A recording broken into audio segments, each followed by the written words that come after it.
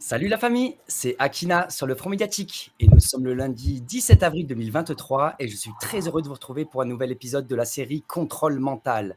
C'est le deuxième épisode de cette série et ce soir nous allons parler de la dérive totalitaire sur les enfants, un sujet sensible. Et pour parler de ce sujet, nous avons la chance d'avoir avec nous Donde Bamos. Tout d'abord, bonsoir Donde. Salut. Merci à vous d'être présente pour cette émission. Nous avons la chance aussi d'avoir Amandine Lafargue. Bonsoir Amandine. Bonsoir. Merci à vous d'être présente et nous aurons Ariane Billeran qui a eu un cas de force majeure qui pourrait être présent qu'une toute petite partie de l'émission, mais donc elle sera présente vu que l'émission est en 3 parties avec une première intervention de Dondé, je vais y revenir, puis ensuite Ariane interviendra pendant une vingtaine de minutes et enfin on finira avec vous Amandine autour de différents sujets qui sont évidemment imbriqués les uns avec les autres. Voilà, donc merci beaucoup à vous d'être présents. Donc je me permets d'introduire rapidement l'échange de ce soir qui va donc se dérouler en 3 parties et donc d'abord je vais faire une liste de mots-clés qui nous paraissent incohérents les uns avec les autres, qu'on parle de droits sexuels, d'eugénisme, de Francis Galton, de la Fondation Rockefeller, de Charles Darwin, de l'ONU, de Julian Huxley, de l'UNESCO, de Margaret Sanger, de l'OMS, d'Alfred Kinsey, des nazis. Et bien, c'est une liste de mots-clés qui ne pourrait nous paraître n'ayant aucune logique et aucun lien au regard de notre culture de masse et de la pensée dominante. Le système actuel met tout en place pour rendre difficile, voire même impossible, la compréhension des logiques et des dynamiques en cours. Face à cet état de fait, il est plus que nécessaire, selon moi, de faire un pas de côté et de regarder l'histoire pour comprendre les origines et les dynamiques de ce que nous vivons actuellement. Donc le regard éclairé de chercheurs et de chercheuses, en l'occurrence indépendantes, qui proposent une lecture pluridisciplinaire et systémique, permet en fait de mieux comprendre notre époque et permet de mettre en lumière une cohérence dans les dynamiques des politiques actuelles, qu'elles soient nationales ou internationales. Cette cohérence en fait s'inscrit dans des idéologies des élites d'hier et d'aujourd'hui. Cette suite logique est celle de l'idéologie eugéniste sur laquelle va revenir Donde Bamos dans une première partie. Et donc aujourd'hui nous avons la chance de vous accueillir toutes les trois, Ariane Billeran, Donde Bamos et Amandine Lafargue, et vous allez nous démontrer comment en fait l'eugénisme s'est transformé au cours du XXe siècle en s'appuyant sur la génétique, la psychiatrie, la défense de l'environnement, le transhumanisme ou encore l'éducation sexuelle, des notions qui pourraient paraître disparates.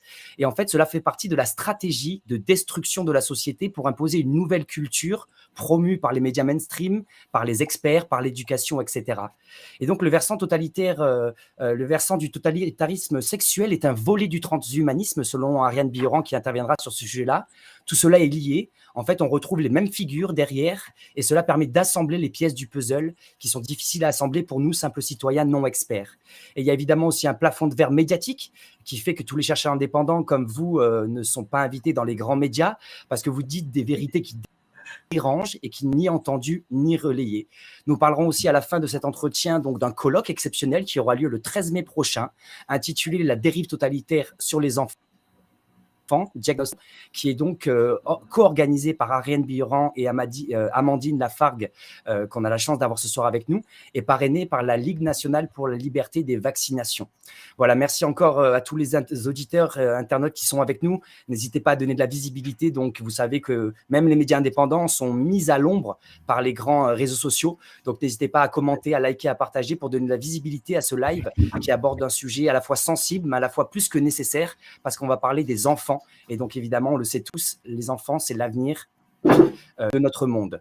Donc, on va avoir donc une émission en 3 parties. Tout d'abord, Donde Bamos qui va nous faire un retour plutôt sur le contexte, sur l'histoire, sur les origines depuis le 19e siècle, qui a permis d'ouvrir la porte à toutes ces dérives et avec le focus sur les enfants et autour des idéologies, l'eugénisme, etc. Dans un second temps, donc Ariane Billeran interviendra à la fois sur l'éducation sexuelle, mais aussi le rôle très important et central que joue l'Organisation mondiale de la santé dans cette évolution et ce façonnage qui est fait.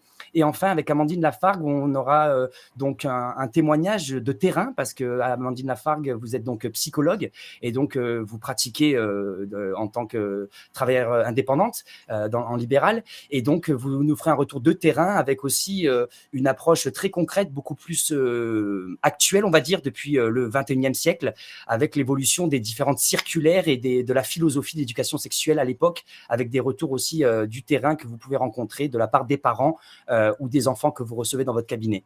Et donc, pour introduire Donde Bamos très rapidement, Donde Bamos est donc un pseudonyme.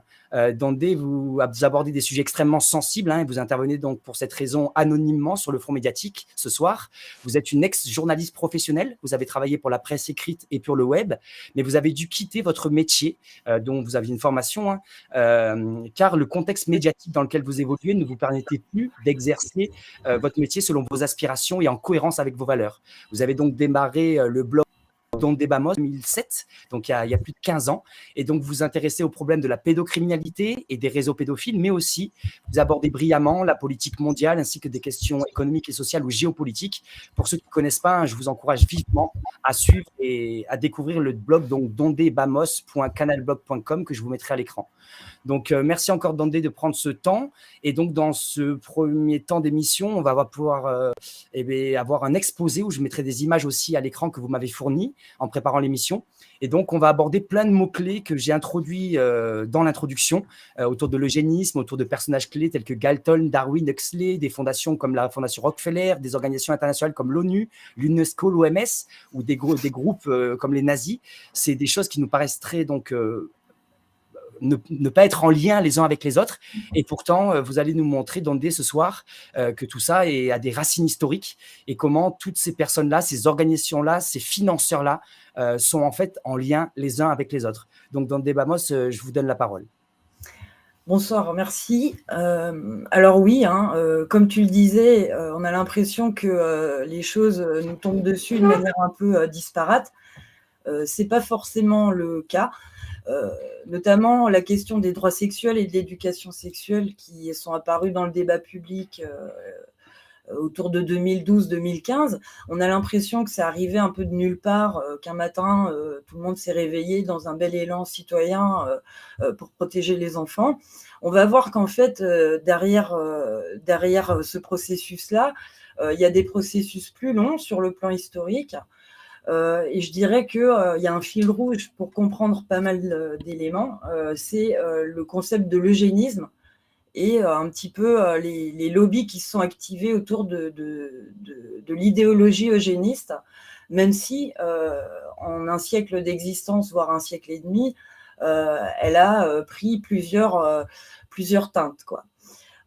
Alors, je voulais remonter un petit peu sur cet eugénisme-là, qui date du 19e siècle. On peut le remonter à la fin du 19e avec la création notamment de la Fabian Society, qui est une société d'aristocrates anglais socialistes et qui, ils se revendiquaient pas forcément directement de l'eugénisme, mais eux, ils étaient beaucoup sur les concepts d'hygiène sociale, d'éducation des masses pour éviter les débordements éventuels.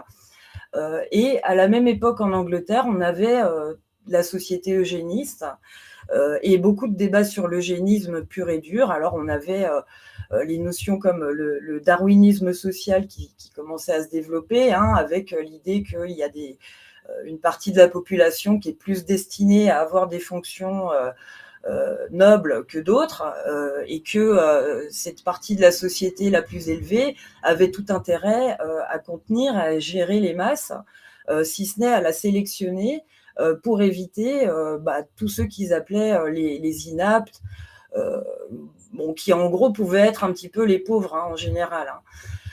Donc ils considéraient, tous ces gens-là, que le travail devait permettre aux plus aptes d'entre nous, d'entre eux surtout, de se développer. Ils avaient très peur du nombre d'enfants dans les familles pauvres. Et c'est pour ça qu'il fallait donner des moyens pour que certains enfants soient capables, selon eux, d'être productifs pour l'ensemble de la société. Et des moyens qui devaient être concentrés sur ceux qui avaient le potentiel et pas sur les autres, évidemment, les autres étant qualifiés, par exemple, de dégénérés. Et il recommandait, les gens de la Fabian Society et certains eugénistes d'ailleurs, une ségrégation dès l'enfance entre les inaptes et les autres. Donc, il y a eu des notions plus ou moins hardcore de l'eugénisme. Ils appelaient eugénisme positif comme le disait Galton, qui était un petit peu l'inventeur du concept, qui était d'ailleurs le cousin de Darwin. Donc lui, il parlait d'eugénisme positif, c'était plutôt une sélection des couples qui pouvaient procréer, une sélection de ceux qui pouvaient avoir des enfants ou pas. On n'allait pas jusqu'à ce qu'ont fait les nazis, c'est-à-dire éliminer une certaine catégorie de la population, quoi. Alors, il y avait des liens quand même très étroits entre la société eugéniste, qui était très axée sur les questions de gestion sociale, et la Fabian Society. On a par exemple le leader du mouvement socialiste anglais, qui était né dans l'aristocratie anglaise d'ailleurs, qui était membre de la Société fabienne et de la Société eugéniste, c'était Sidney Webb. On avait des membres de la Fabian Society qui tenaient des discours très élitistes, comme H.G. Wells, qui était membre donc de la Société fabienne, qui voulait, lui, un eugénisme dans le cadre d'une civilisation mondialisée, et même un eugénisme négatif en éliminant certaines catégories de la population, carrément. Alors, il ne l'a pas dit beaucoup, il ne l'a pas dit souvent, mais il l'a quand même dit sur la fin de sa vie, quoi. On avait aussi dans ce groupuscule des gens comme l'écrivain Georges Bernard Shaw, qui a aussi dirigé la Société fabienne, qui s'est mis à appeler à la création d'une démocratie des surhommes, lui. On a Karl Pearson qui voulait un eugénisme négatif en séparant les inaptes des autres, en les stérilisant de force, et il dénonçait même la sympathie de l'opinion envers les inaptes ou les pauvres, les alcooliques. Excusez-moi, c'était un petit bruit de mon ordi. Alors, on avait aussi dans cette société Annie Besant, qui était, elle, une disciple de Blavatsky. Donc, Blavatsky, qui était la créatrice, en fait, de l'ésotérisme occidental moderne, créatrice de la société théosophe, de laquelle se sont inspirés beaucoup d'occultisme, que ce soit anglais, français et même allemand, nazi, etc. Et tous ces gens, ce qu'ils voulaient, c'était finalement une forte intervention de l'État et la protection sociale pour encadrer les masses, donc surtout les pauvres, qui était donc un problème potentiel, quoi.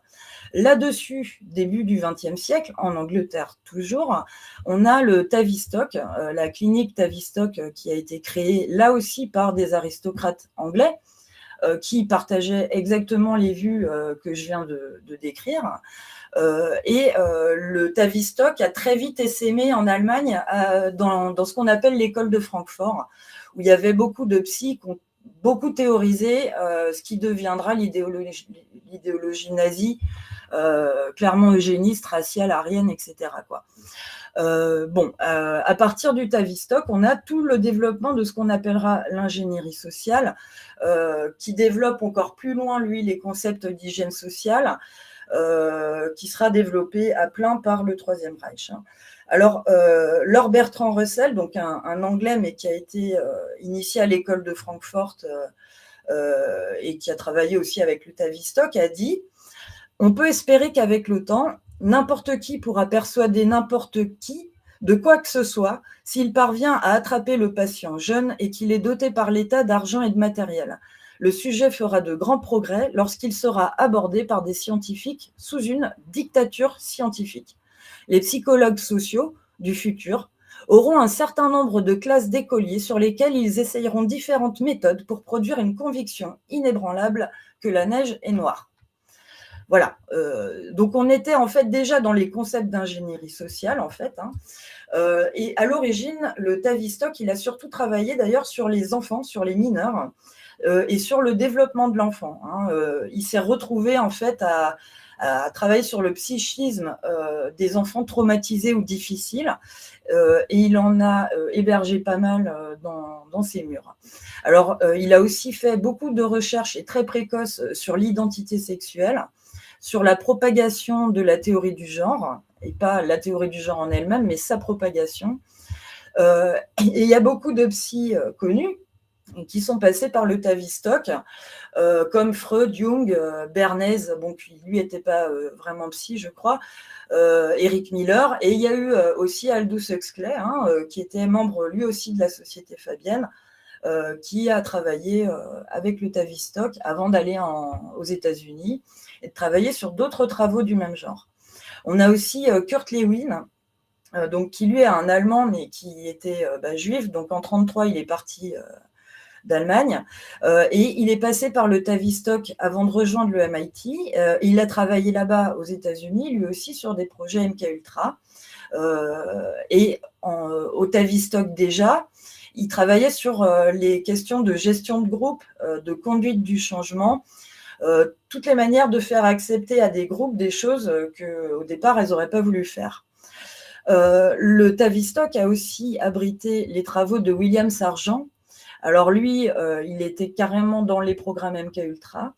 Donc qui sont, je le rappelle assez vite quand même, une série de, je crois, 140 programmes officiellement en tout cas, de recherche militaire américain secret, lancés à partir de la fin des années 40 et qui officiellement auraient arrêté au début des années 70. Et là-dedans, il y a eu beaucoup d'expériences sur l'humain et sur les enfants d'ailleurs, non consentants, dont des expériences sur le trauma. Le trauma par tous les chocs traumatiques possibles, privation sensorielle, drogue, électrochoc, viol, etc., etc. Donc il y a eu des excuses publiques de Clinton en 1994 sur ce qui s'est passé dans le cadre du programme MKUltra et les expériences notamment électromagnétiques sur les gens, quoi. Donc William Sargent a travaillé au Tavistock. Lui, il était très proche de Sidney Gottlieb, qui était le directeur officiel du MKUltra. Et en 1957, Sargent, il a publié un livre qui s'intitulait Battle for the Mind, A Psychology of Conversion and Brainwashing, donc la bataille de l'esprit, une psychologie de la conversion et du lavage de cerveau, dans lequel il explique diverses expériences qu'il a réalisées, notamment l'utilisation de drogues, de la lobotomie et des traitements par choc électrique ou d'insuline sur des gens qui n'en avaient pas besoin, évidemment. Et il examine aussi les religions et l'endoctrinement, la torture et leurs possibilités en termes de lavage de cerveau. Sargent, il nous explique que beaucoup de croyances peuvent être implantées dans beaucoup de gens après que les fonctions cérébrales aient été suffisamment perturbées par une peur, une colère ou une excitation induite accidentellement ou délibérément. Un des résultats qu'entraînent ces perturbations, le plus commun, est une faculté de jugement temporairement affaiblie et une suggestibilité renforcée. Alors, c'est un peu l'état dans lequel on nous met avec les divers chocs qu'on nous fait subir et de manière de plus en plus rapprochée. Le Covid en était un, la guerre en Ukraine en est un autre, l'inflation galopante, l'incertitude sur le devenir en est un autre, etc. Les violences de Macron au quotidien, notamment ce soir, c'en est d'autres en fait. Voilà. Alors, ce qui est intéressant dans tout ce que je viens de raconter, c'est de constater qu'on retrouve un autre fil conducteur, c'est les financements qui viennent systématiquement de grandes fondations. Alors, les États ont financé aussi, évidemment, notamment le gouvernement anglais, mais on a dès le départ des financements de Rockefeller dans le Tavistock, dans la Société eugénique, dans l'ONU, dans l'UNESCO aussi. On verra qu'ils ont financé l'école de Francfort. Ils ont financé les nazis, comme maintenant tout le monde le sait. Enfin, ça peut paraître gros, tellement ils sont partout, mais en fait, ils sont vraiment partout. Et quand bizarrement, on ne les voit pas parmi les fondations qui financent quelque chose, en général, c'est une fondation vitrine. Donc, on a les Rockefeller tout du long dans les financements et dans le développement de ces travaux-là. Aux États-Unis, c'est pareil. On avait des milliardaires activistes. Alors, il faut savoir que les États-Unis étaient quand même très, très eugénistes. Dès la fin du 19e. On avait donc des milliardaires comme Charles Davenport qui a créé les premiers bureaux d'études eugénistes début 20e siècle. Harriman Kellogg qui a créé la Race Betterment Foundation, donc la fondation d'amélioration de la race, tranquillement, en 1906. On avait Carnegie, d'autres types dans ce genre. Une partie des féministes américaines, alors plutôt blanches et plutôt très bourgeoises, a aussi surfé sur la vague eugéniste pour réclamer le contrôle des naissances, mais alors plus ou moins offensif, celui-là.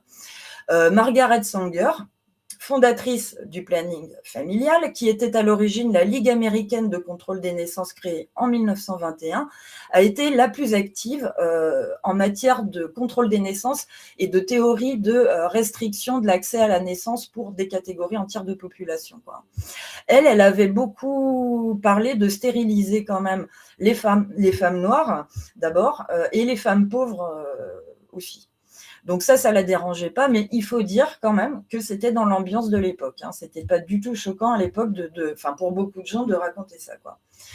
Donc on se retrouve en 1930 où la moitié des États-Unis avait mis en place des lois eugénistes, au minimum pour empêcher les mariages des gens qui étaient considérés comme épileptiques ou faibles d'esprit, mais ça pouvait aller jusqu'à la stérilisation de force d'une population qui pouvait être assez large, les alcooliques, les noirs, les retardés mentaux, les détenus des prisons, en plus de tout ce qui était considéré comme des gens handicapés.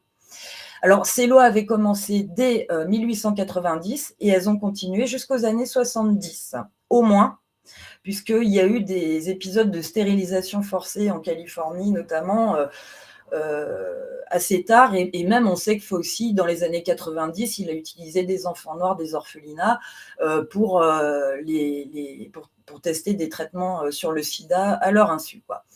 Alors, très vite, il y a la notion de génétique aussi qui est arrivée. En 1911 déjà, on a l'Institut Carnegie qui publie un rapport sur les solutions qui permettent de modifier les gènes et d'améliorer l'hérédité. Donc c'était toujours dans un but eugéniste en réalité qu'il développait ce genre de travaux.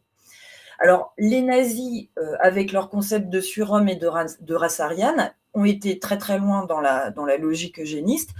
Ils sont allés jusqu'à assassiner des adultes et des enfants vivants, à commencer par les handicapés, après avec tous les gens qu'il y a eu dans les camps. Mais tout l'arsenal idéologique qui a permis d'en arriver là a été alimenté par des milliardaires eugénistes, américains notamment et anglais, qui finançaient leurs travaux et qui ont aussi financé l'industrie de guerre nazie et le parti d'Hitler. On retrouve toujours les mêmes. Et on pourrait même parler du financement du communisme, c'est quasiment les mêmes. Alors, l'argent de la fondation Rockefeller a servi à financer des travaux de recherche de Mengele à Auschwitz, notamment ceux sur les jumeaux. Voilà, ça c'est Mengele.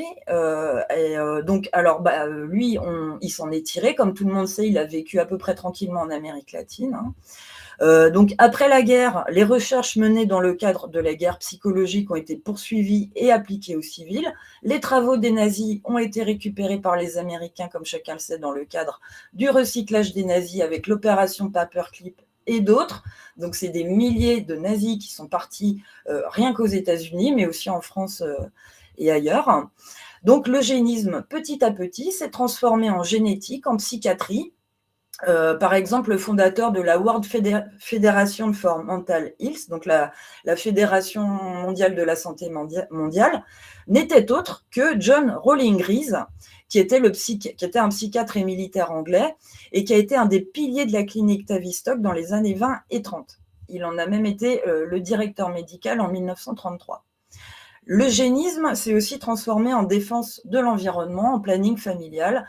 Voilà, il a pris différentes déclinaisons. À ce stade, je vais présenter quand même 3-4 profils de nazis qui sont intéressants. Je vais aller assez vite parce que je vois que le temps passe.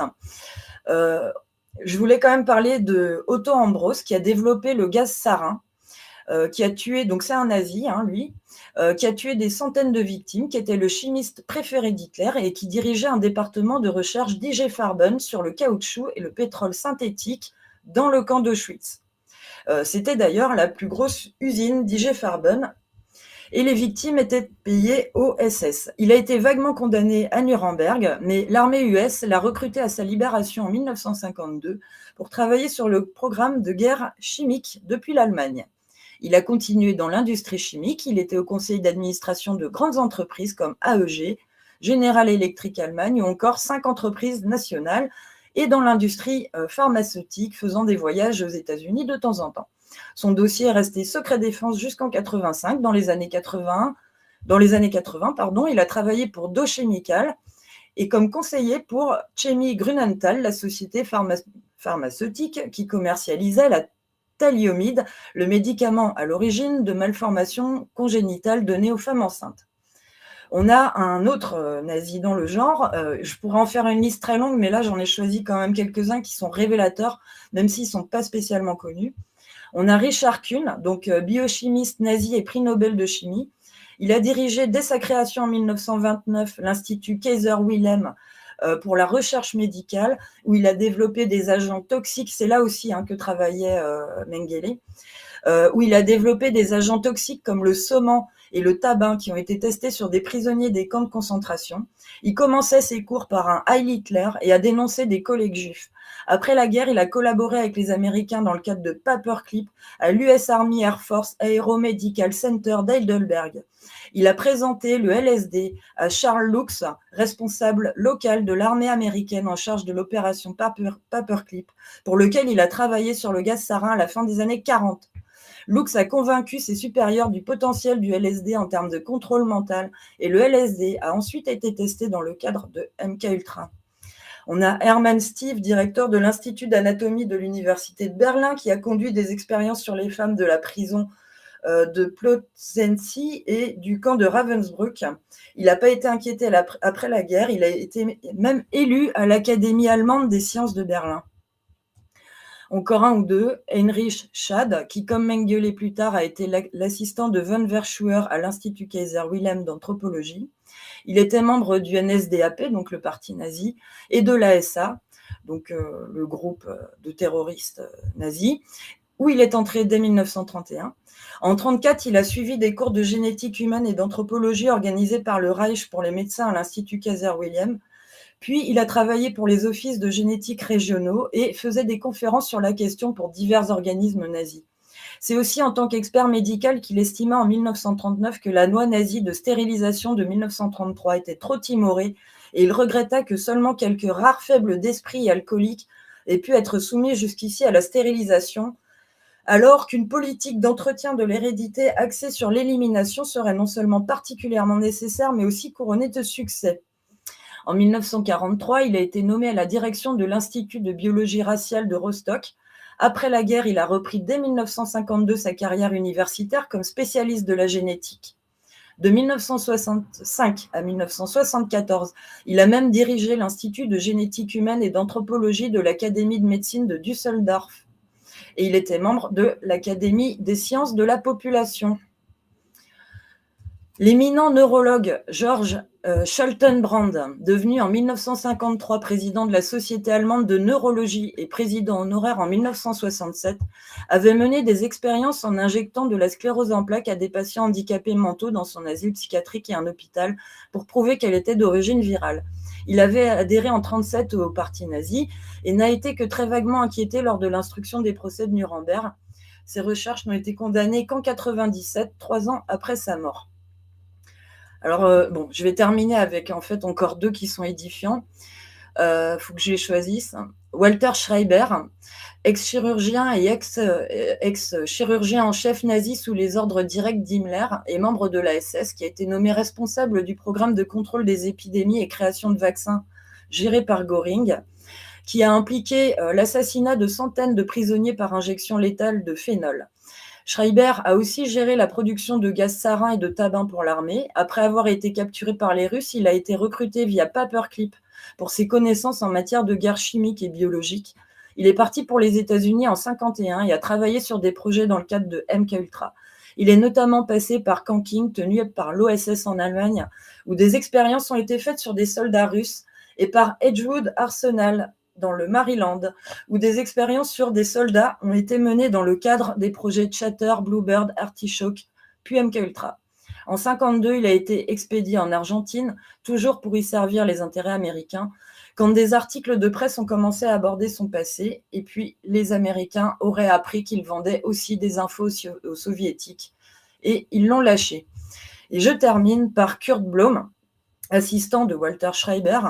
Il a travaillé sur le programme nazi de guerre bactériologique piloté par Himmler. Il devait aussi tester des vaccins sur des cobayes humains pour gagner du temps. Il a été recruté dès juin 1945 pour travailler pour l'United States Army Chemical Corps à Canking en Allemagne. Canking, en fait, c'était là où ils avaient mis tous les nazis soi-disant pour interrogatoire, des travaux qui sont encore classifiés aujourd'hui et ont contribué au programme MKUltra. Il figurait parmi les scientifiques les plus recherchés par les Américains, non pas pour rendre des comptes, mais pour ses connaissances. En effet, il a piloté la recherche sur le cancer pour le Reich. Or, les Américains étaient persuadés que cette recherche sur le cancer dissimulait un programme d'armes biologiques. Blum a continué à enseigner et a même fait de la politique dans le parti nationaliste et conservateur, le parti allemand, et il est mort en 1969. On voit qu'il y a une relation en plus étroite entre les nazis, les délires occultistes qui permettent déjà de supprimer une partie des gens pour créer un surhomme, mais qui ont un autre versant en général, qui est la dépravation sexuelle. On le voit dans la théosophie, on le voit dans l'Ordo Templi Orientis, qui était très implanté en Angleterre et qui a commencé à mettre des antennes en Allemagne à l'époque des nazis. On le voit avec la Société de Thulé, où on retrouvait beaucoup de créateurs du parti nazi, la Société du Vril pareil, la Golden Dawn, qui est une autre invention anglaise qu'on a mise en Allemagne, où on pratique des rituels comme, je ne vais pas épiloguer, mais des rituels homosexuels, qu'on le soit ou pas, hein. Pour le reste, ça dépendra des branches, mais bon, il y a des dérives en tout genre qui ont pu être constatées. Et toutes ces théories eugénistes, suprémacistes, fascisantes, vont souvent avec des pratiques homosexuelles et pédocriminelles. On a eu des cas assez fréquents en Allemagne, en France, Michel Keignet, Michael Kühnen, qui sont des nazis pédocriminels et qui défendaient le lobby pédocriminel sans se gêner.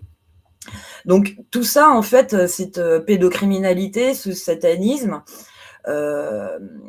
c'est des éléments en fait de la destruction de la société qui sont, à mon avis, mis en place et véhiculés par les mêmes lobbies, par des lobbies qui sont financés par les mêmes fondations. Encore, on va retrouver les mêmes. On retrouve des groupes d'extrême droite, on retrouve des tas de loges plus ou moins franc-maçonnes, ésotériques, la plupart liées aux anglo-saxons. Voilà, il y a toute une mentalité. Moi, pour avoir travaillé sur la pédocriminalité, notamment en Angleterre, j'ai été surprise de la quantité de victimes garçons, d'hommes là-bas politiques. Alors qu'en France, c'est plutôt les filles qui sont visées, d'après ce que j'en sais en tout cas. Là-bas, pas du tout. Et quand on voit les pratiques dans toutes ces sociétés ésotériques, en fait, je comprends mieux. En fait, et je pense qu'il y a une idéologie, il y a une vision de la société derrière tout ça. Et accessoirement, ça permet de déstructurer aussi les victimes, les enfants. Là, aujourd'hui, on est en train de subir l'éducation sexuelle, la propagande autour des droits sexuels, de la transsexualité. Alors, je ne dis pas qu'il n'y a pas des transsexuels, hein, mais je dis qu'on met ça quand même par la propagande dans la tête des enfants, alors que ça leur aurait peut-être pas forcément traversé l'esprit. Tout ça, c'est des choses qui permettent de briser une société. Et en fait, ça fait partie d'un agenda. On avait, je suis tombée récemment sur un document qui est un document d'IBM, mais dans le cadre d'un groupe de travail avec la sécurité américaine, où ils expliquent qu'il faut carrément désintégrer la famille, que l'objectif, c'est de créer des classes d'ignorants, malléables. Et pour moi, c'est le but de ces sociétés. Donc, on parlait du Tavistock, des eugénistes, des nazis. C'est le but de ces sociétés-là. Et un des moyens pour y parvenir, c'est clairement de briser l'enfance, quoi. Donc, on revendique aujourd'hui pour les enfants des droits qui sont toujours plus proches de ceux des adultes. Maintenant, même dans le domaine sexuel, on leur met des devoirs aussi comme la responsabilité pénale à 13 ans depuis Sarkozy, sans forcément mettre en place les moyens de les protéger correctement. Et pour travailler encore sur des dossiers de pédocriminalité, quand je vois qu'il y a moins de 400 condamnés par an pour viol sur mineurs en France, je constate que la protection de l'enfance, c'est un leurre. Donc, en réalité, avant même de les protéger, on va leur parler de sexualité, on va leur parler de transsexualité, on va leur expliquer que peut-être ils ne sont pas eux-mêmes, que peut-être leur identité, c'est autre chose. Enfin, Voilà. Et tout ça, ça fait partie de cette culture mainstream. Donc une contre-culture qui a été diffusée via la CIA, beaucoup, à partir des États-Unis, dans le cadre du programme MKUltra, dont on voit l'affiliation complète avec le délire eugéniste nazi, anglais et compagnie. Et si on travaillait sur les financements, pour l'avoir fait, c'est les mêmes, encore une fois. Hein.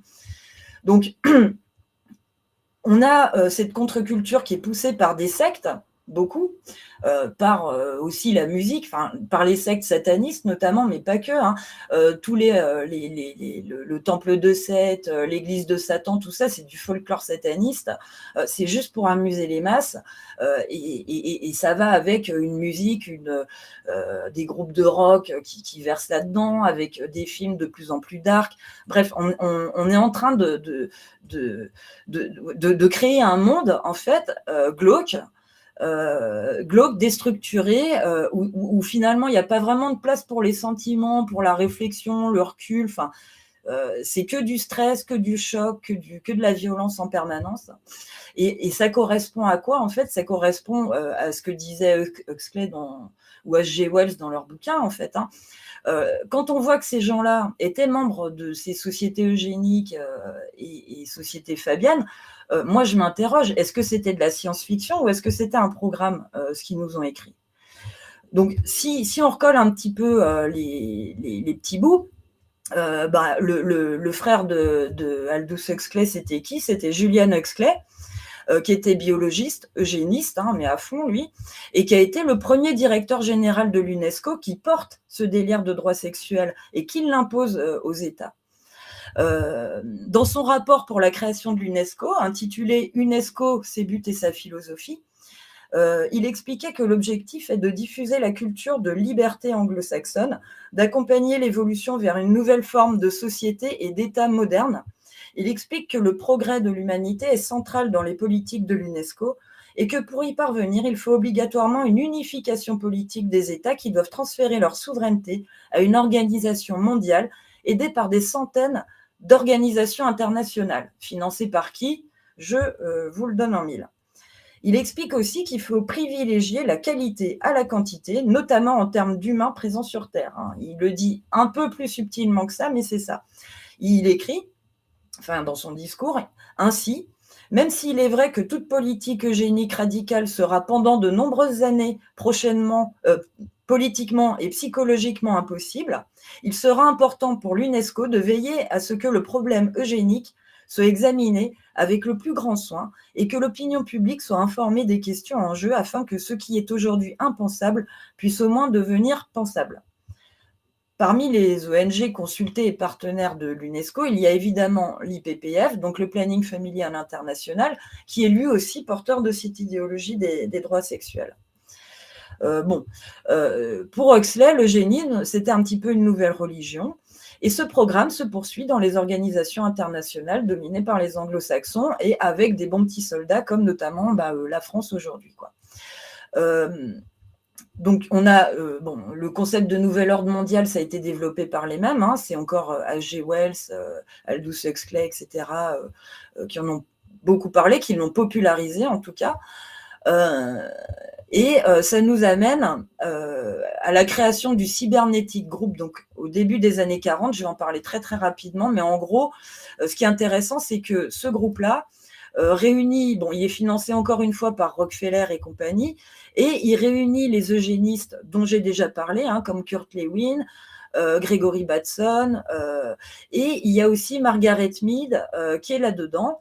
Elle va développer le concept de cybernétique, c'est-à-dire un monde où on compare l'homme à des machines et où donc on peut le gérer par des machines. Et tout ce petit monde retravaille dans les années 40-50 sur tout ce qui est l'hygiène mentale. Il diffuse des tas de publications sur la psychiatrie, il normalise, il cadre le domaine de la psychiatrie avec toujours les financements de Rockefeller pour le monde entier en réalité, puisque tout le monde s'est aligné sur les travaux qui étaient portés par ce groupe-là. Donc, on a ces fondations-là qui en même temps finançaient les travaux d'Alfred Kinsey, qui finançait aussi le planning familial. Probablement parce que tout ce monde-là participait à la mise en place de leur chaos, qu'ils considéraient comme nécessaire à l'établissement de leur nouvel ordre mondial.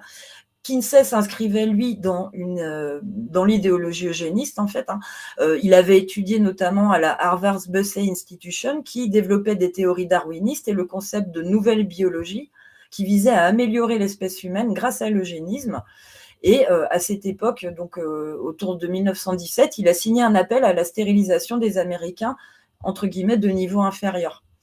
Les travaux de Kinsey, qui était aussi, comme par hasard, un adepte de Crowley, donc le grand sataniste anglais qui travaillait carrément pour les renseignements anglais, et qui a créé l'Ordo Templi Orientis, et bon, bref.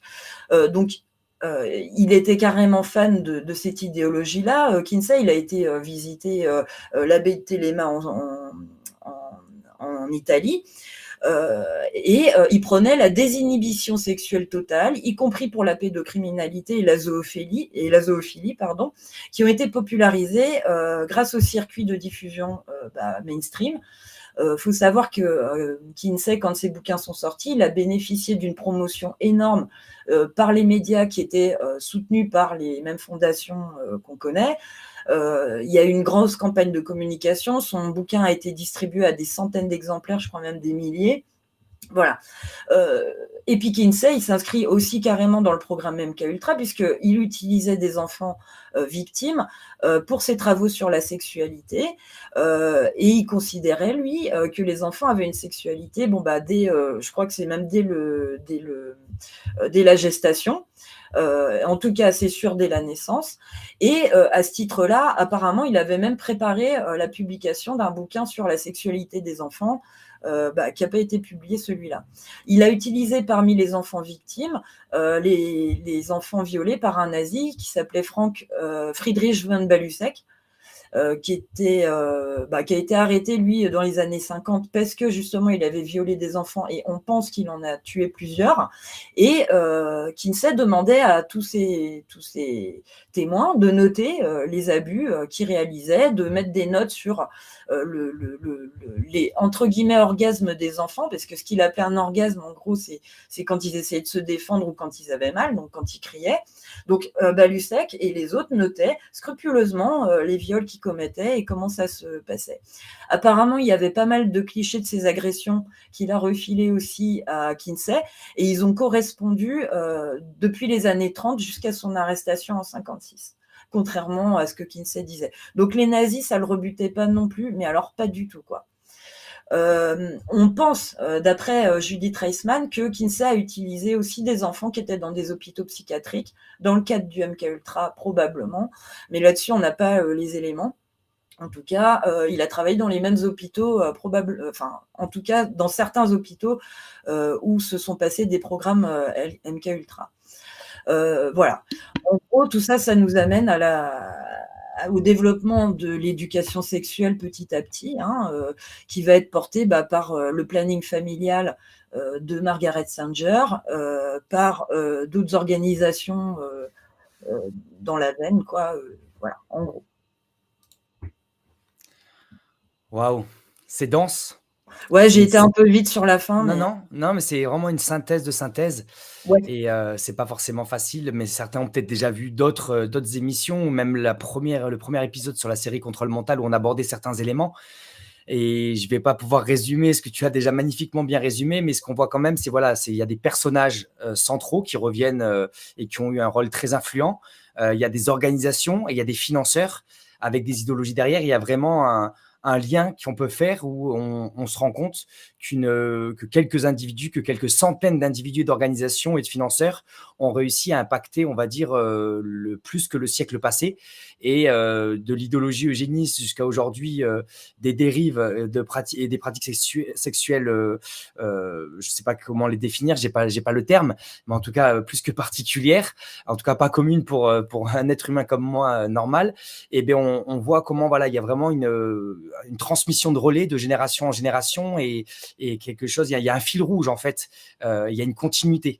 Et Oui, évidemment, ça peut paraître gros quand on dit les choses comme ça, résumées comme ça, mais si on tire chaque petit fil que j'ai mis, on va voir qu'on retrouve toujours les mêmes en fait. Et d'ailleurs, ça me permet de préciser ça, Don Debamos, c'est le fait que voilà, vous, ça fait vraiment plus de 15 ans que vous creusez énormément toutes ces questions-là.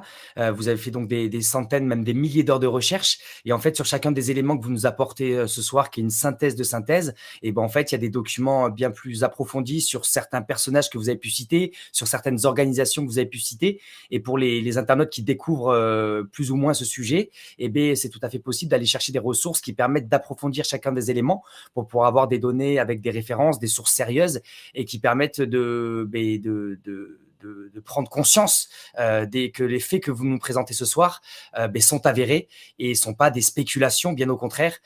Aujourd'hui, il y a de nombreuses sources dans différents pays, des sources aujourd'hui déclassifiées, des ouvrages de ces mêmes auteurs qui ont affiché et assumé certains des propos avec des citations que vous avez pu nous partager ce soir.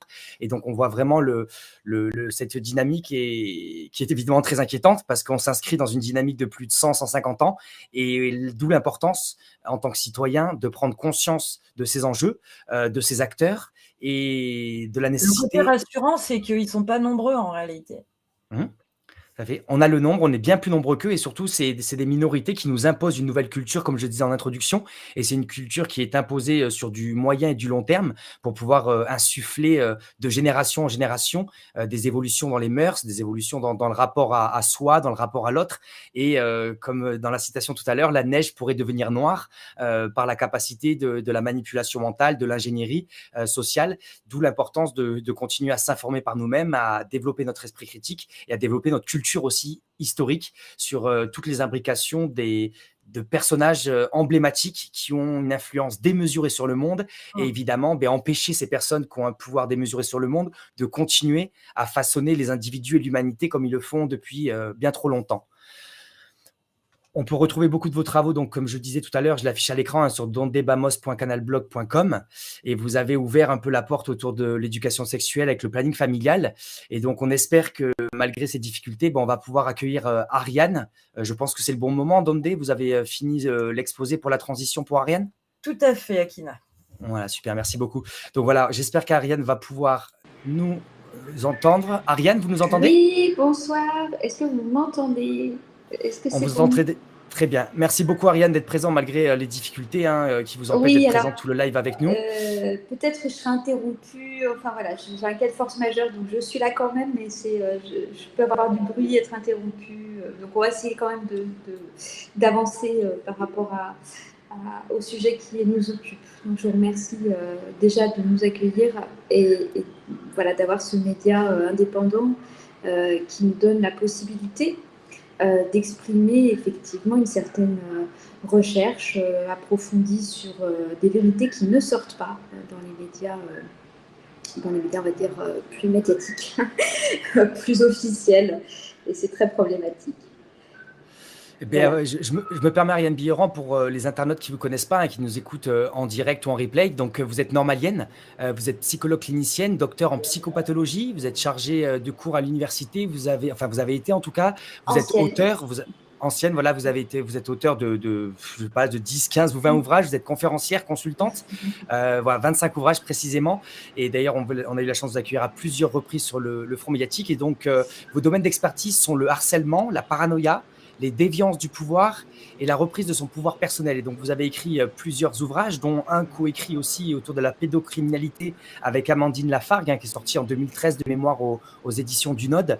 Et donc, vous, après cette mise en contexte et cette présentation historique de Don Debamos, qui s'est arrêté, on va dire, plutôt dans les années 1950, à travers du début du 19e siècle jusqu'à la fin, jusqu'au milieu du 20e siècle, essayez de nous partager votre expertise autour de comment ça s'inscrit aujourd'hui dans l'éducation sexuelle, même si à la fin de l'émission, donc on ira dans du concret beaucoup plus aujourd'hui, maintenant, hein, en 2020, avec Amandine Lafargue. Mais voilà, il nous parlait un peu d'éducation sexuelle, comment c'est un volet aussi qui est en lien avec le titre de l'émission, hein, autour du totalitarisme sur les enfants, et aussi comment l'Organisation mondiale de la santé, qui a joué un rôle récemment au cours de la pandémie qu'on a vécue ces dernières années, eh bien, joue aussi un rôle très important autour de l'éducation sexuelle et de ces dits, entre guillemets, droits des enfants. Donc, vu qu'il y a un petit bruit de fond derrière, on va vous écouter attentivement. Je vous le relancerai si nécessaire, en espérant que vous ne soyez pas coupé dans votre contexte. Oui, Merci, oui. je vous laisse la main. Merci. Alors, j'ai surtout écrit en 2017 un livre qui s'appelle L'imposture des droits sexuels, avec un sous-titre Ou la loi du pédophile au service du totalitarisme mondial. Donc ça veut quand même dire que déjà en 2017, j'avais repéré dans tous les textes de l'OMS qui parlaient des droits sexuels une dimension absolument totalitaire. Alors, pour reprendre le fil, essayer d'expliquer aux gens dans quoi ça s'inscrit. La première chose, c'est qu'on a un collaborateur dans cette équipe Kinsey, donc qui est financé par Rockefeller. Donc Kinsey qui n'a absolument rien à voir avec quelqu'un qui aurait une connaissance en psychologie de l'enfant.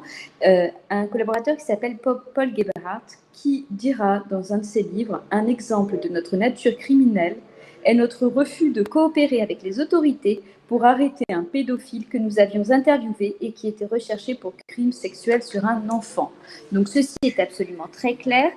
Toute l'équipe Kinsey a travaillé avec des pédocriminels. Nous devons vraiment à Judith Reisman, la professeure américaine,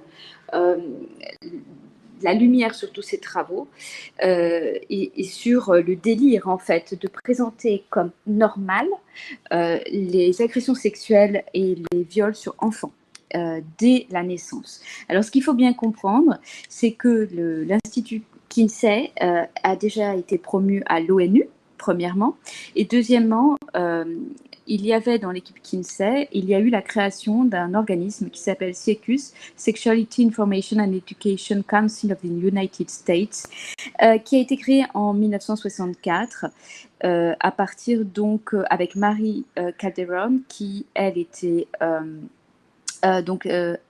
la présidente, je crois, des médecins du planning familial international.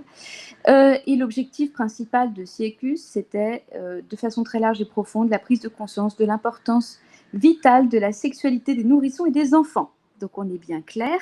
Dans l'équipe Kinsey, on a aussi je prends quelques exemples, mais pour bien marquer les choses, on a un John Monnet, à qui on doit la théorie du genre, d'accord, qui apprenait la pédophilie dans un article A Journal of Pedophilia, Statement of Purpose, septembre 1987. Dans l'équipe SIECUS toujours, dont l'objectif est la pédagogie sexuelle, c'est-à-dire l'enseignement de l'éducation sexuelle dans les écoles des États-Unis et du monde entier. Nous devons le terme éducation sexuelle à cette équipe. C'est la première raison pour laquelle nous devons absolument le rejeter. Eh bien, il y a aussi le docteur Pomeroy, qui a été un promoteur de la technique de la restructuration de l'attitude sexuelle, Sexual Attitude Restructuring. C'est ni plus ni moins qu'un endoctrinement des enfants dès la naissance pour en faire des êtres sexualisés. Alors, l'objectif premièrement, SIECUS a été subventionné par la fondation Playboy,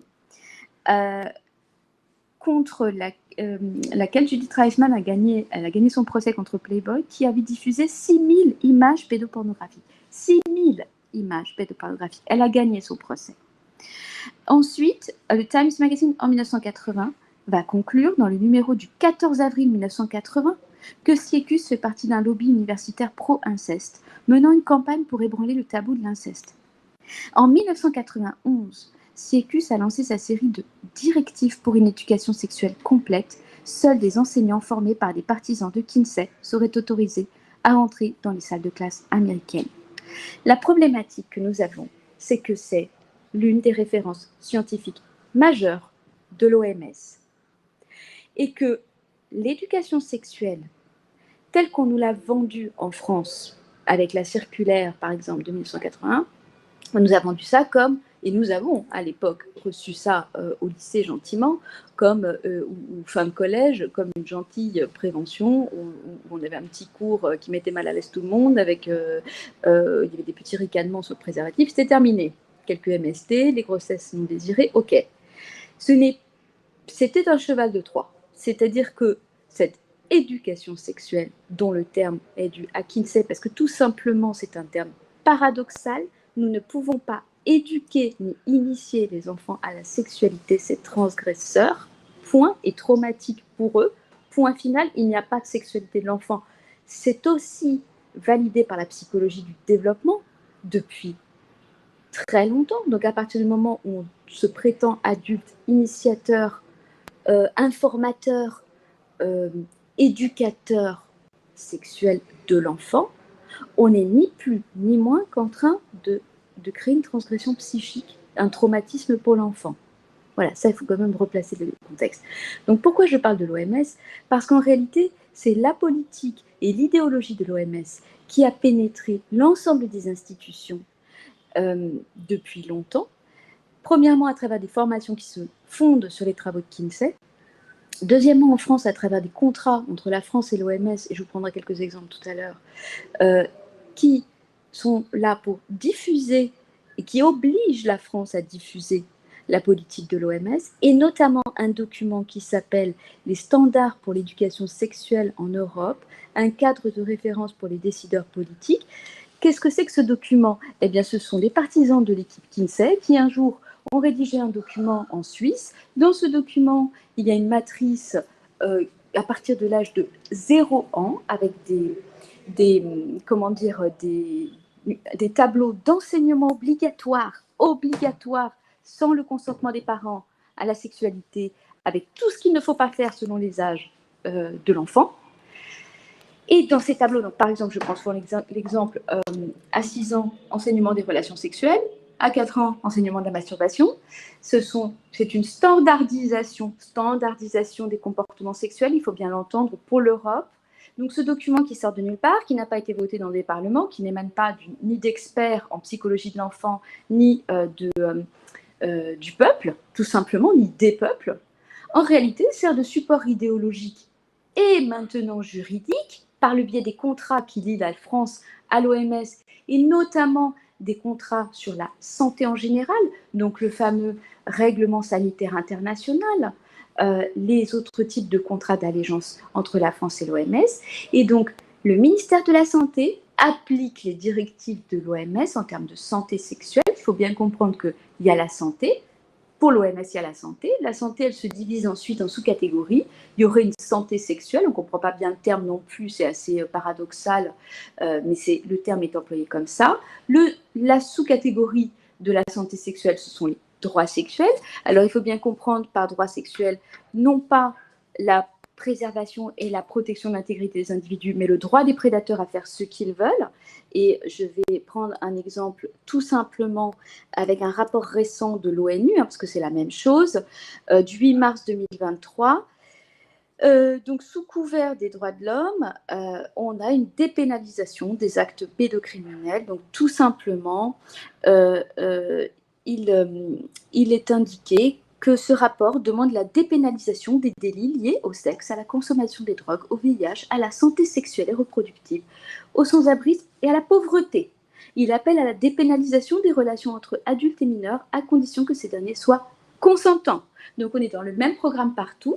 Donc ces droits sexuels, ils ont une sous-catégorie qui est l'éducation sexuelle. C'est-à-dire, reformulons, l'endoctrinement des enfants dès le plus jeune âge à la transgression et leur habituation à la transgression de leur propre corps à travers la sexualisation de masse. Alors bien évidemment, ce n'est pas parce qu'il y a un joli module de prévention à l'intérieur de tout ce programme que chacun peut aller découvrir dans la matrice des standards pour l'éducation sexuelle en Europe, qui encore une fois n'est pas un document consultatif, mais un document qui fait référence scientifique et qui s'appuie comme référence scientifique principale pour l'OMS sur Siecus. J'espère avoir fait un bon résumé, parce qu'on a aussi on a tellement de choses à dire sur le sujet, mais que les gens comprennent. Alors, simplement pour bien comprendre, quand on nous explique à la télé qu'on va nous parler de l'éducation sexuelle en nous parlant de dérive de l'éducation sexuelle. Non, l'éducation sexuelle est une dérive. Nous n'avons pas à parler de sexualité avec des enfants en bas âge. Point.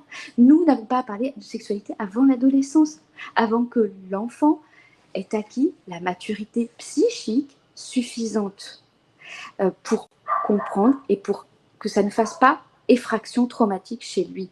Alors, ce qui est très important, c'est qu'en réalité, on nous explique à la télé qu'il n'y a pas de programme, ou qu'il y a des gens qui sortent des programmes et qui s'improvisent, mais pas du tout. Ils sont tout à fait en train d'appliquer les programmes de l'OMS.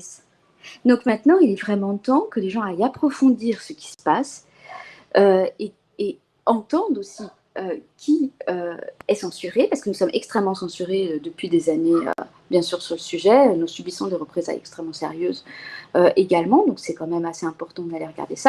Et quel type de discours, au contraire, est absolument promu. Donc ça me paraît extrêmement important. Alors, je voulais simplement peut-être terminer cette rapide présentation par l'idée, par le discours, l'un des discours que je cherche en fait de Macron sur l'OMS, justement, pour que les gens comprennent bien ce qui est en train de se passer. C'est simplement un transfert de pouvoir sur tout ce qui concerne notre santé à l'OMS, et la sexualité des pédophiles, et bien figurez-vous, ça concerne la santé. Donc l'OMS nous dit, il nous a dit en mai 2022 que l'OMS représentait, je le cite, une seule science, donc ça n'est pas la science, si c'est une seule science, ça s'appelle un dogme, que la France est appelée à soutenir, je le cite, sans relâche l'Organisation mondiale de la santé, que c'est la seule institution légitime pour garantir la sécurité sanitaire universelle. Il faut bien entendre que dans les textes de l'OMS, il est écrit que les lois des États devront se soumettre aux lois de l'OMS. Donc c'est très clair, c'est extrêmement très clair. Et il va nous expliquer l'importance de renforcer l'OMS dans son... Ah, on a eu un petit bug, Ariane, à l'instant. On vient de vous perdre, Ariane. Mais on s'excuse, hein. Ariane était dans des conditions particulières pour intervenir rapidement. Oui, Il y a un je petit pense que ouais, ce qu'elle voulait dire, c'est le règlement sanitaire international là, que Tout à les fait. Américains essayent de faire passer là. Tout à fait. Le nouveau règlement international qui va donc porter atteinte à la souveraineté des États et qui permettra à l'OMS d'intervenir dans les politiques nationales et même potentiellement d'utiliser des agents publics, entre guillemets, enfin des agents de l'OMS qui pourront venir vérifier la mise en place des protocoles imposés, enfin prescrits par Ça, l'OMS ouais. pour les imposer sur les territoires et qui potentiellement pourront intervenir même avec des forces sur des territoires souverains. Donc, on a parlé de ce traité qui est en cours de négociation depuis plusieurs mois et qui avance, ils avancent étape après étape. C'est le règlement sanitaire international qui est donc en cours de réactualisation et qui est un danger. Donc, elle nous avait envoyé la vidéo, Ariane Billeran, en préparant l'émission. Et donc, il y a bien ces mots qui sont dits par Emmanuel Macron et qui sont tout à fait cohérents avec les origines sociales et tout le cursus de formation et professionnel d'Emmanuel Macron qui s'inscrit évidemment dans cette dynamique, sans parler évidemment de ce qu'il a vécu personnellement dans ses relations familiales ou amoureuses. Juste une petite question peut-être avant de lancer sur Amandine, ou peut-être Nandé, je vous laisserai rajouter un mot, mais il y a SC Artphone qui demande dans le chat, il dit, parce que pour nous, c'est quand même des informations assez difficiles à entendre que vous nous partagez ce soir. On n'est pas tous aussi compétents et on n'a pas découvert ces sujets-là il y a aussi longtemps que vous. Et donc, SC Artphone dit, ces gens-là reproduisent les perversions qu'ils ont subies durant leur enfance ou quoi? C'est une question qu'ils posent pour essayer de comprendre comment des êtres humains peuvent avoir ce type de pratiques qui, pour nombre d'entre nous, sont difficilement imaginables. Alors, moi, je vois la question. Alors, je dirais qu'il y a d'abord, il y a une chose qu'il faut bien avoir en tête, c'est que ces gens-là se considèrent vraiment comme l'élite et nous comme du bétail. Il faut vraiment bien comprendre ça à la base. Et ça, c'est atavique, c'est de génération en génération, et ils considèrent qu'on leur prend leur eau, leur air, etc., d'où le délire environnemental actuel, quoi. Mais effectivement, dans beaucoup de cas, il y a aussi de la pédocriminalité atavique dans ces familles-là, quoi. Voilà. Donc, et ça peut nous faire des psychopathes, effectivement. Amandine, vous voulez réagir sur ce commentaire? Oui, alors, est-ce qu'on m'entend? C'est bon? Oui, on vous Oui. entend très bien. Je Oui. vous présenterai juste après pour introduire votre émission, votre sujet, enfin votre partie, mais rapidement, je vous Bien laisse réagir volontiers. sur ce commentaire. Alors sur ce commentaire, je dirais qu'il est tout naturel pour les personnes qui découvrent cette chose, l'énormité de cette chose-là, de se dire ils ne sont pas coupables ou ils ne sont pas responsables. Donc le premier qui dirait qu'ils reproduisent des choses qu'ils ont déjà vécues, ça permettrait de les déculpabiliser. Ensuite, le deuxième qu'on entend beaucoup plus souvent, c'est ils ne font pas exprès. Ils tombent systématiquement dans la chose qu'il ne faut pas faire. Alors ça permet de la déresponsabiliser. Et ensuite, il faut peut-être imaginer qu'ils ont des croyances eux aussi et qu'ils suivent simplement des choses en lesquelles ils croient et ils les suivent très régulièrement pour notre bien-être et pour la prise en charge des foules qui sont effectivement, si on pense les peuples comme des foules et comme des liquides visqueux, ils nous ont expliqué ça, les foules, c'est des accordéons visqueux qui sont difficiles à manier, un peu comme des troupeaux. Effectivement, il faut les prendre en charge et pour ça, malheureusement, il faut avoir des raisonnements en termes de masse, quoi, qui forcément ne correspondent pas à la pensée française de souveraineté individuelle et de sujet. Merci beaucoup, Amandine. Je voyais que Ariane est tentée de revenir une nouvelle fois dans le live, hein, mais c'est compliqué pour elle. Donc, je vous propose de continuer. Elle a quand même fait une intervention qui nous permet de faire cette transition avec cet exposé de Dondé, cette introduction autour de l'éducation sexuelle et du rôle de l'OMS, avec toutes ces politiques, ces orientations qui sont imposées en fait aux États par ces organismes internationaux comme l'OMS qui n'ont aucune légitimité. Donc voilà, elle n'arrive pas forcément à revenir, donc on va se permettre de... Elle va peut-être revenir après, donc ouais, on continue. On continue. Donc je me permets rapidement, je reviens sur mes petites notes évidemment, hein, en tant que journaliste, je prépare les émissions, je me permets de vous présenter donc... excusez-moi, voilà, j'enlève le bandeau, pardon. Donc, Amandine Lafargue, vous êtes psychologue, vous êtes diplômée de psychologie sociale, de psychologie clinique et psychopathologie. Vous êtes également psychothérapeute et psychanalyste. Vous travaillez donc depuis plus de 20 ans et vous recevez donc en libéral dans les Bouches-du-Rhône. Vous collaborez avec Ariane Billeurand, donc on a eu la chance d'avoir depuis 16 ans. Et vous avez coécrit, je le disais tout à l'heure, avec elle, Psychopathologie de la pédophilie et aussi avec Catherine Thévenet. Voilà. Donc, en novembre 2020, vous avez écrit une tribune qui est parue dans François, qui a dû être lue, j'imagine, par certains des auditeurs qui nous écoutent ce soir, parce qu'elle avait beaucoup tourné sur la toile, et tant mieux, qui alertait sur l'impact traumatique que cette politique sanitaire aurait sur les enfants. Vous êtes donc aussi experte auprès des tribunaux, vous avez travaillé comme psychologue en protection de l'enfance, et vous avez également été réquisitionnée pour des auditions et mandatée pour des expertises judiciaires auprès des juges des enfants de Marseille, Martigues, Aix et de magistrats du parquet de Marseille et du Var. Voilà, pour moi, c'est important d'introduire chacun des invités de ce soir, parce qu'on aborde quand même ce soir des sujets qui sont très complexes, très sensibles, qui nous touchent tous, parce qu'on sait qu'on vit dans une société, en France en particulier, où tout ce sujet de la pédocriminalité ou même de l'inceste sont vraiment des sujets qui sont encore malheureusement trop tabous. Et donc, c'est important pour le Front médiatique aussi d'accueillir des personnes qui ont une expérience, qui ont une légitimité, qui ont une formation pour pouvoir aborder ces sujets-là. Parce que vu que ces sujets sont très durs à mettre sur la table médiatiquement, il est important de les aborder de la manière la plus intelligente possible, la plus juste possible, en choisissant les bons mots et avec des personnes qui ont les capacités de pouvoir aborder ces sujets au vu de leur formation, de leur expérience et de leur métier. Donc, pour commencer, donc là, on va revenir plus dans la vie quotidienne, dans la vie quotidienne, dans quelque chose de très réel hein, de notre époque. À tous les parents qui nous écoutent, ils sont dans un contexte où leurs enfants vont avoir accès dès l'école primaire et évidemment au collège, donc à l'éducation sexuelle.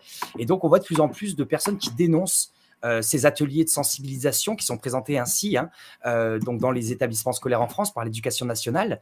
Et donc, face à toutes ces questions qui se posent tous ces parents qui se posent des questions, on ne voit pas forcément ce qui s'est passé en fait en termes de dynamique au cours des dernières années, on va dire des 10, 20, 30 dernières années. En fait, il y a eu une évolution dans l'approche, dans la philosophie de ces ateliers qui sont mis en place par l'Éducation nationale. Moi, personnellement, il y a une vingtaine d'années au collège, j'avais aussi ces cours, mais qui étaient, j'imagine, beaucoup moins orientés, ou en tout cas qui étaient les prémices. Et donc, est-ce que vous pouvez nous en dire plus? Parce qu'aujourd'hui, ça touche même les écoles primaires. Donc voilà, planter un peu le décor sur les séances d'éducation à la sexualité. Je vous laisse la main, Amandine. Oui, merci. Alors, bonjour à vous deux. Alors, je voulais remercier Dondé pour son travail infatigable et son intégrité.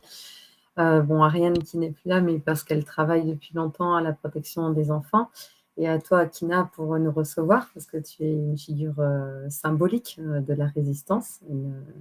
Donc, ça fait, voilà, c'est important pour nous de travailler avec des équipes solides et qui bossent les textes dans le fond. Alors, le contexte là, assez récent, 2023, c'est que, alors d'abord, je voulais préciser que je parle ici en tant que psychologue uniquement. C'est-à-dire, je ne vais pas me référer à un quelconque groupe politique ou religieux et que je vais rester centrée que sur le développement psycho-affectif de l'enfant parce que c'est ma spécialité. Voilà. Donc, depuis 2023, j'ai reçu plusieurs enfants en bas âge. Alors, on parle ici de 4-6 ans qui auraient reçu donc ces fameux cours d'éducation sexuelle qui les auraient troublés, qui les auraient, donc ils me disent, écœurés, choqués. Et ils rapportaient qu'on leur avait expliqué des positions sexuelles en classe. Donc, dès février, d'autres consoeurs m'ont remonté les mêmes observations cliniques d'enfants qui étaient confus. Alors, j'ai rédigé un courrier à destination du grand public pour qu'il soit utilisé pour des parents qui comprennent ce qui se passe, l'historique, et ensuite, éventuellement, pouvoir éclairer les représentants des parents d'élèves. Alors, la situation, elle pourrait être mise en lien avec le rapport de juillet 2022 de l'Inspection générale d'éducation intitulé « Éducation à la sexualité », qui regrette qu'il y a des grandes variations d'application de ces cours entre les écoles ou entre les territoires. Ça peut être aussi en rapport avec la déclaration du Haut Conseil à l'égalité des femmes et des hommes de 2022, donc août 2022, qui réclame ces séances pour combattre le sexisme et la violence. Donc, on a vu ça dans certains courriers. Donc, c'est l'absence d'éducation sexuelle qui favoriserait le sexisme et la violence. Et ensuite, enfin, en septembre 2022, l'obligation légale fixée par la loi du 4 juillet 2001 qui est déclarée prioritaire par le ministre de l'Éducation nationale. En fait, peu importe à quoi c'est dû, qu'on applique ces séances plus sérieusement depuis janvier 2023, en fait, il s'agit d'appliquer le grand plan de santé du ministère de la Santé du 30 mars 2017, qui est sous l'idéologie de l'OMS et qui rentre dans l'éducation nationale par les associations, les ONG et les autres lobbies qui proposent activement des formations ou des ateliers pour généraliser et renforcer l'éducation sexuelle auprès des enfants.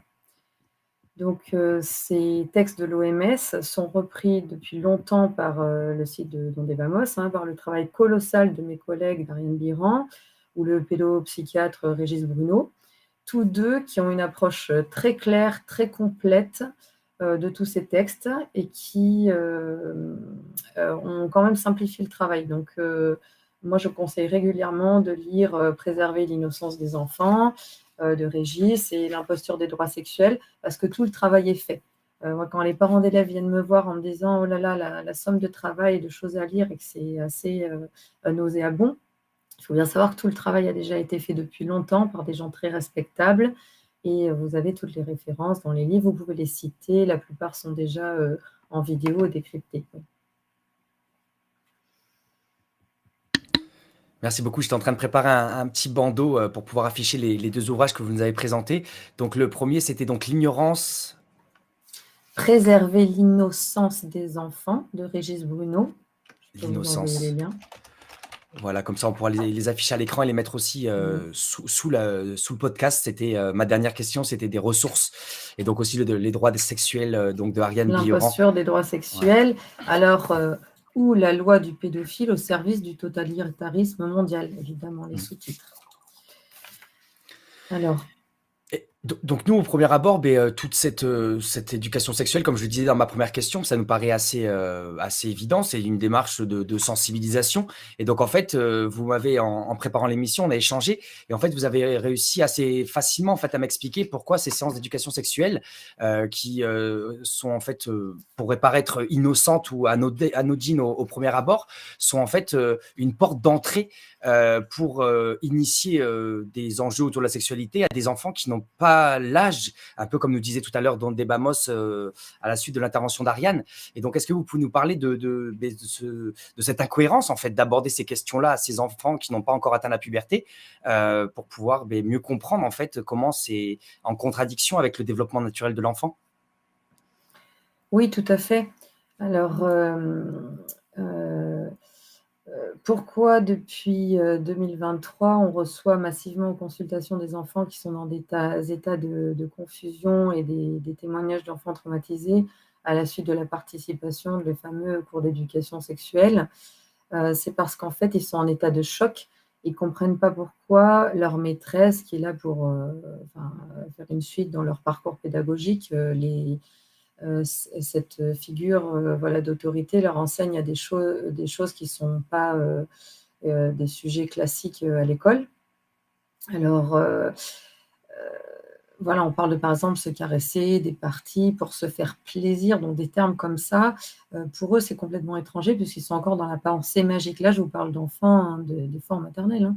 Le plaisir à partir du corps, c'est quelque chose qui est totalement étranger et encore heureux, hein, puisqu'il faut que ça le reste jusqu'à la puberté. Donc en fait, on leur parle d'objets sexuels ou de lubrifiants ou de mouchoirs, des choses qui ils voient pas le pourquoi, faudrait faire, ça et pourquoi on leur suggère, des normes. En fait, c'est parce qu'ils sont psychiquement encore, pas prêts. Ils ont peut-être découvert leurs organes génitaux. Ce sont des fois, enfilé une perle ou ils ont tiré sur, voilà, des chairs qu'ils ont trouvées, mais ils ne voient pas encore, pourquoi ce serait intéressant de se frotter, se caresser, même si par hasard ils sont caressés avec une peluche un jour et qu'ils ont trouvé ça sympa. Ils ont pu trouver ça sympa aussi sur la joue, sur le ventre. C'est plutôt la sensation qui leur a plu, comme marcher dans du sable est agréable. Donc il ne faut vraiment pas confondre. Je voulais peut-être aussi faire un détour, voilà, ne pas interpréter la curiosité des enfants pour les choses sexuelles, voilà,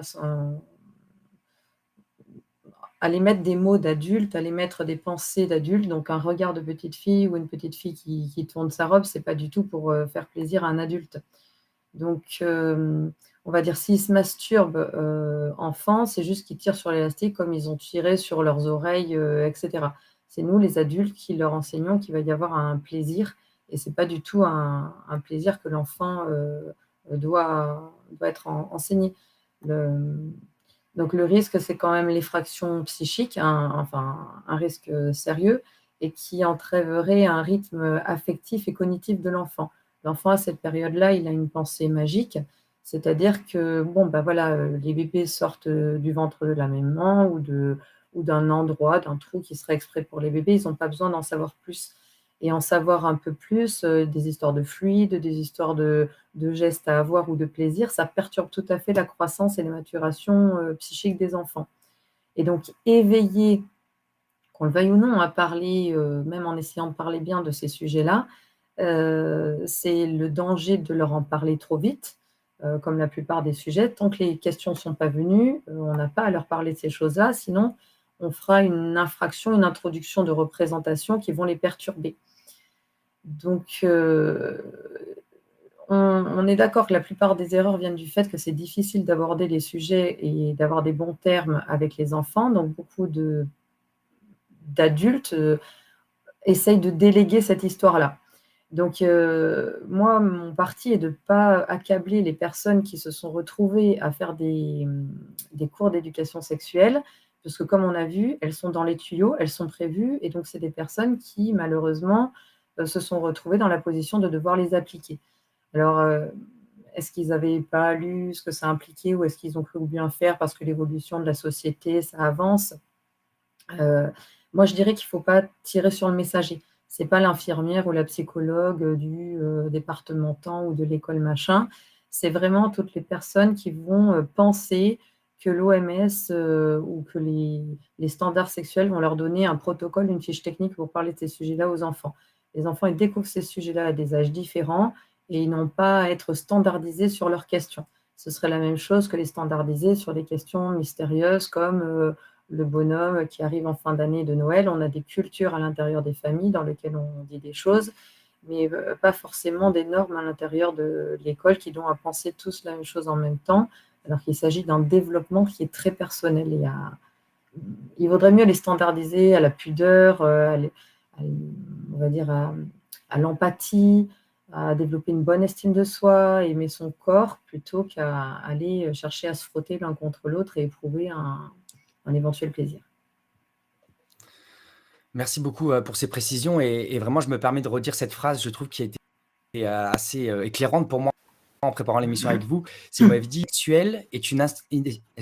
l'éducation sexuelle est une incitation à la sexualisation précoce de nos enfants, alors que cela ne les concerne pas en raison de leur jeune âge. Et pour moi, c'est vraiment important de pouvoir avoir des messages ça pour essayer de mieux comprendre. Et donc, ça va dans le sens évidemment de votre intervention. Et j'ai une autre question par rapport à ce que vous venez de nous partager, le fait de ne pas s'attaquer forcément à l'infirmière ou à l'intervenante dans un établissement scolaire. Ce qui est intéressant, c'est que vous avez étudié donc une circulaire dont on a peut-être déjà juste cité le nom, la circulaire de 2018, circulaire dite Blanquer, qui a donc un impact sur l'orientation de cette éducation sexuelle dans les établissements scolaires. Et en fait, vous l'avez étudié en profondeur et vous avez constaté, vous l'avez d'ailleurs référencé dans votre courrier dont vous parliez tout à l'heure, que vous avez sorti pour alerter ou pour informer en tout cas les parents, les associations de parents d'élèves, les professionnels du domaine. Vous avez relevé vraiment un nombre de points importants en tant que professionnel, psychologue, d'éléments qui ne devraient pas y être, ou en tout cas qui y sont. Donc, je vous laisse en parler. Oui, pour revenir donc à ce que vous avez surligné, l'éducation sexuelle, c'est une incitation à la sexualisation précoce des enfants. Voilà, c'est très juste. C'est une pédagogie qui, sous prétexte de prévenir et lutter contre les violences sexuelles et la discrimination, en réalité, éduque nos enfants à ces sujets, alors que c'est des sujets qui ne les concernent pas en raison de leur âge. Donc, les documents de programme qui s'intitulent « Les standards pour l'éducation sexuelle en Europe », ça émane de l'OMS et ça sexualise nos enfants sur le principe que les enfants sont des personnes. Et donc, dès la naissance, une personne aurait le droit à la sexualisation et la jouissance. Donc, c'est ça qui nous embête. Concernant la... Oui, Ouais, Vendée, tu voulais rajouter quelque chose? il y a une réflexion, désolée, je vous coupe, mais c'est vrai que moi, il y a un sujet sur lequel je travaille, c'est la prostitution des mineurs. Bon, je vois exploser le phénomène en même temps que l'éducation sexuelle. Je suis désolée. Alors, je dis pas que c'est uniquement lié à ça, mais c'est un phénomène sous-jacent et qui devient endémique dans beaucoup de collèges maintenant. Et pourtant, ils sont très informés, quoi. Voilà. Excusez-moi du... Oui, alors c'est très intéressant, merci de... Voilà, ça rejoint un peu la question des auditeurs, enfin des téléspectateurs tout à l'heure quand ils disaient est-ce que c'est parce qu'on est traumatisé? Donc la question de la prostitution chez les enfants, est-ce que ça vient d'enfants qui auraient déjà été traumatisés? Alors voilà, nous la réponse c'est est-ce que ça pourrait venir d'enfants qui ont été effractés, incités, informés? Effectivement, donc une des histoires qui nous a été remontée, ce serait un enfant qui aurait demandé à sa collègue de 9 ans de lui sucer les parties génitales. Ça a choqué donc les adultes, alors que ça avait été quelque chose qui lui avait été suggéré dans les cours, que pour le plaisir, les filles aiment sucer. Voilà. Alors en plus, je croyais que c'était pour l'égalité des sexes, alors du coup, il faudrait les informer. Enfin, donc oui, en tant que professionnel de la petite enfance, spécialiste de la question de la pédocriminalité, on est vraiment choqués. Là, vraiment, on essaye de diffuser nos travaux parce qu'on voit que la somme de travail à lire pour vraiment se rendre compte de l'avancée des choses, elle est colossale. Donc voilà, vraiment rappeler que tout ça, c'est pas la peine d'aller se salir avec des événements, dans telle école il est arrivé ça, etc. Il faut bien penser que ces choses-là, elles agissent comme des fléchettes psychiques sur notre énergie. Il nous en faut beaucoup pour combattre, donc préservons notre énergie. Et il faut vraiment lire des textes très concrets avec des termes qui sont déjà travaillés. On a déjà regardé l'écueil d'utiliser un terme ou un autre. Donc voilà, n'hésitez pas à piocher dans les textes d'Ariane et de Régis. On a écrit Psychopathologie de la pédophilie avec Ariane en 2013 qui a été réédité en 2021 pour réactualiser, dans lequel on explique pourquoi toute personne qui s'approche d'une situation d'abus glisse petit à petit à accuser la victime d'être le bourreau, enfin en tout cas d'être un petit peu à l'origine.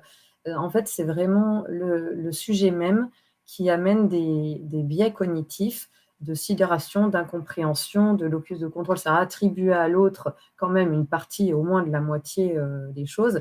C'est des biais naturels dans lesquels même nous, on est pris. Donc, on écoute une victime ou quelqu'un qui nous raconte ça. Donc, c'est vraiment, il faut être très indulgent avec nous-mêmes et de dire que c'est très difficile d'aborder ces sujets-là. Donc, on va essayer de garder notre énergie pour avancer. Donc, on dénonçait les biais de nos systèmes et de notre société dans la protection des enfants, dans la protection judiciaire quant à ces sujets. Et on alertait déjà sur les confusions qui découlaient des thèmes droits sexuels de l'enfant, issus de la loi du 4 juillet donc, 2001, dite Aubry, et la circulaire de 2003 du ministère de l'Éducation nationale. Et depuis 2017, on est de nombreux professionnels, médecins, psychiatres, pédopsychiatres, psychologues, éducateurs, travailleurs sociaux à alerter tout ça. Et d'ailleurs, à ce propos, je voulais faire une petite parenthèse. Il n'y a toujours pas de majorité sexuelle en France dans le code pénal. C'est-à-dire le terme de majorité sexuelle, en fait, il est déduit de l'article 227-25, atteinte sexuelle sur mineur, qui en fait fixe la majorité sexuelle à 15 ans, donc, et qui pourrait éventuellement être abaissée à 13 ans. Voilà, ça rejoint votre question de la minorité. Comment on peut compter sur une maturité affective d'un adolescent et quand il s'agit d'un consentement à un acte sexuel, alors que la plupart du temps, il ne sait pas ce que c'est son consentement encore, ni vraiment un acte sexuel abouti, on va dire. Et on se demande si c'est pas là le rôle de l'éducation sexuelle, de dire que il était consentant puisqu'il savait ce que c'était en fait. Voilà. Alors, exposer précocement un enfant, que ce soit par la petite vidéo des extraterrestres avec des belles parties génitales bien décrites qui nous disent combien ça fait plaisir de se toucher, c'est vraiment, ça présente un risque d'effraction psychique sérieux parce que ça entrave le système affectif et cognitif de l'enfant. Donc, c'est une éducation qui perturbe sa croissance et sa maturation. Comme un fruit qu'on aurait cueilli trop vite. Alors, je sais qu'aujourd'hui, on fait mûrir les bananes dans du papier alu et dans des bateaux. Mais voilà, ça aura à peu près le même résultat. Ça va l'abîmer, en fait. Elle aura des tâches qui vont être à vie. Et une des choses que moi, je demanderais, c'est que la personne qui effracte un enfant, elle soit responsable de lui régler toutes ses séances de thérapie. Donc, si par bonheur, votre victime était consentante et que ça lui a valu qu'une séance de thérapie pour voir qu'elle allait bien, et bien voilà, c'est qu'on ne l'a pas effracté.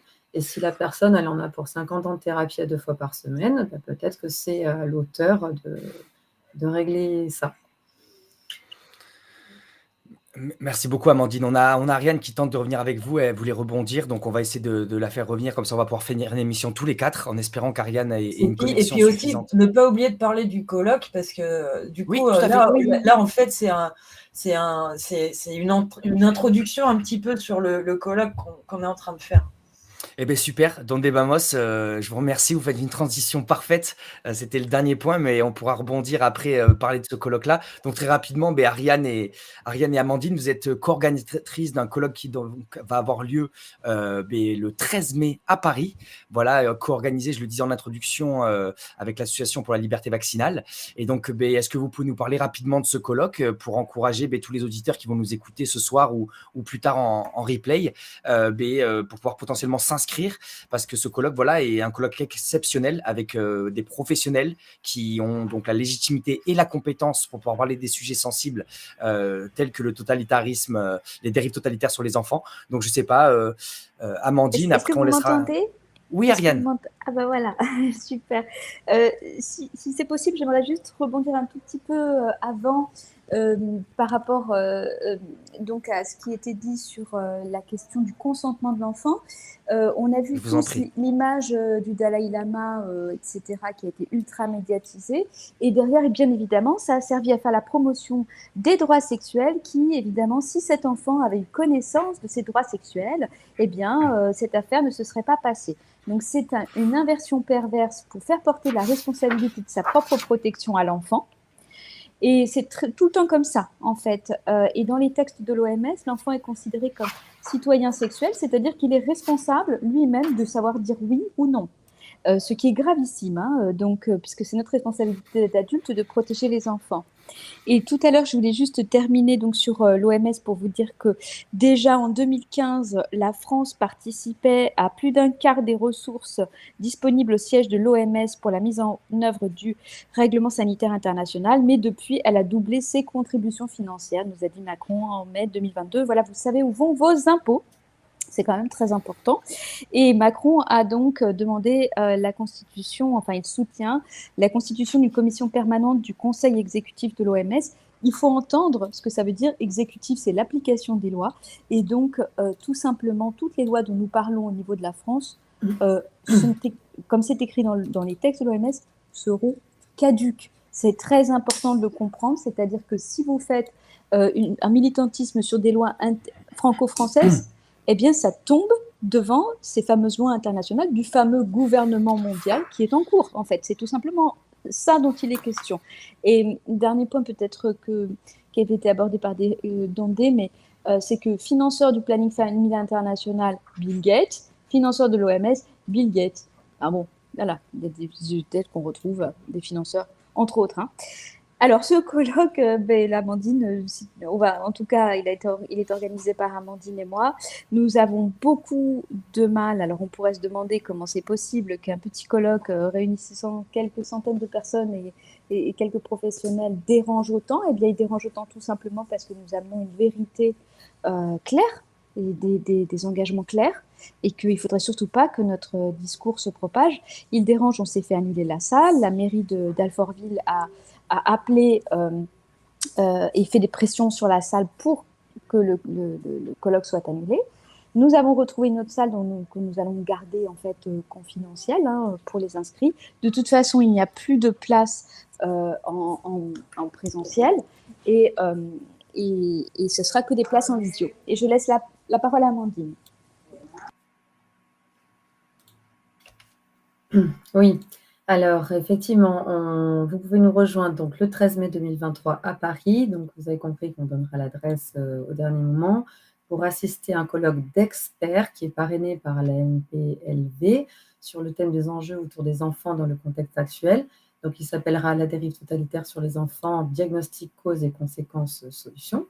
Il est organisé par Ariane, qui est psychologue clinicienne, philosophe, docteur en psychopathologie, par moi-même, et la journée est animée par Ariane. Et en pointillé de chaque intervention, il y aura le point de vue de l'experte juridique, l'avocate maître Virginie Dea Roggioreccia. Alors, je vous invite vraiment à aller voir ses travaux. Elle est vraiment d'une intégrité, d'une précision admirable. Cette avocate, elle sera consultée pour la recherche des qualifications juridiques et des délits et des peines commis à l'encontre des enfants.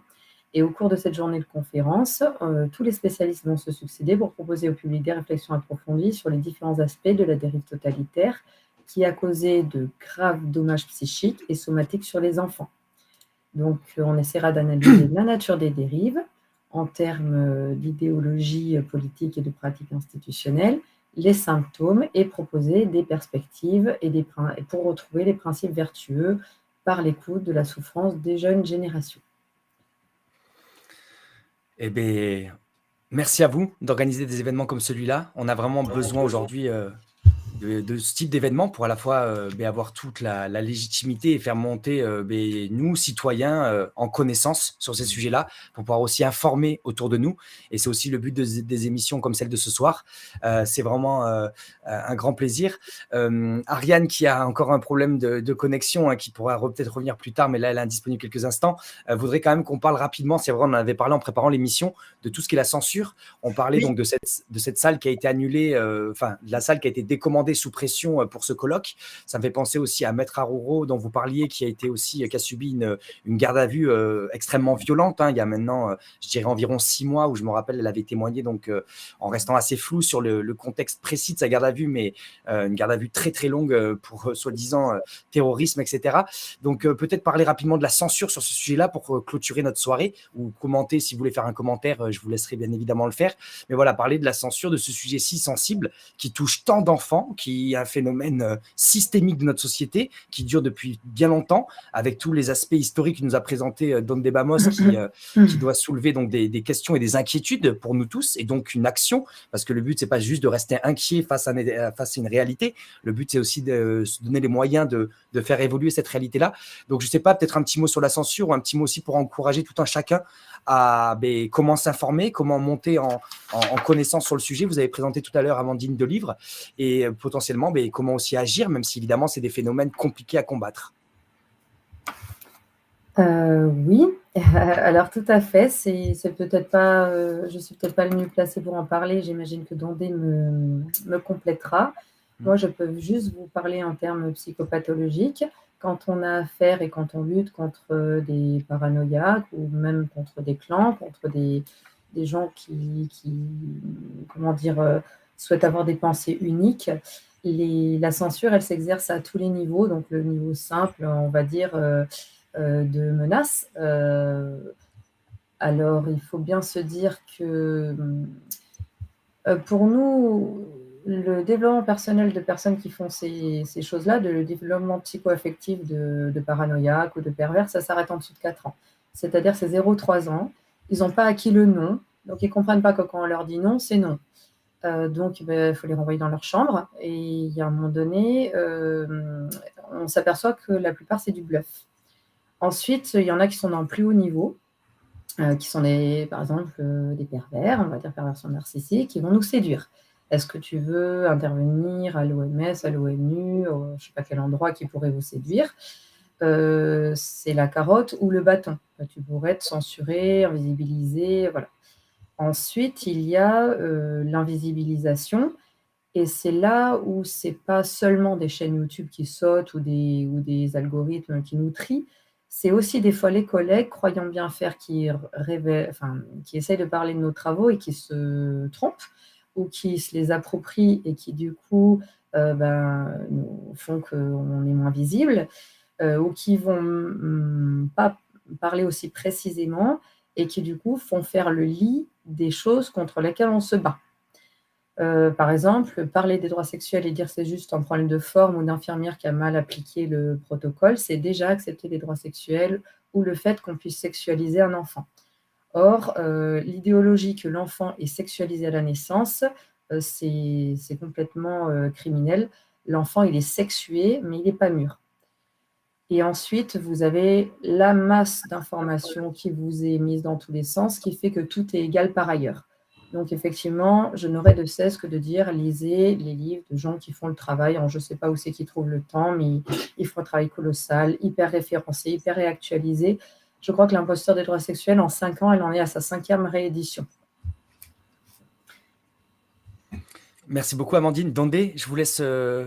Alors, oui, effectivement. Alors, la censure, moi, c'est un vieux truc. Quand on parle de pédocriminalité, la censure, c'est une vieille histoire. Mais concernant spécifiquement la question des droits sexuels, on s'aperçoit quand même qu'il y a une fenêtre de tir qu'il ne faut absolument pas tenir, c'est-à-dire de viser l'OMS. On comprend que, moi, je sais comment fonctionnent ces institutions. Elles font comment pour corrompre? Elles injectent beaucoup d'argent dans des programmes de recherche, dans des organisations, dans des associations qui vont appliquer son programme. Donc, il y a de l'argent, il y a des fonds là-dedans. Donc, il y a beaucoup de gens, petit à petit, qui vont rentrer plus ou moins de près ou de loin dans le système de rémunération lié à cette éducation sexuelle, pour dire les choses clairement, là, puisqu'on parle de ça.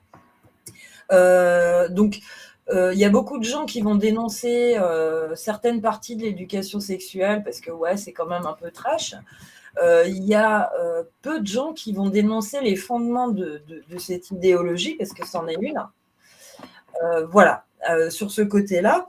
Et il y a aussi un autre aspect qui est très important concernant ce qu'on pourrait appeler l'opposition, ou certains osent appeler ça la résistance, voire la dissidence, etc.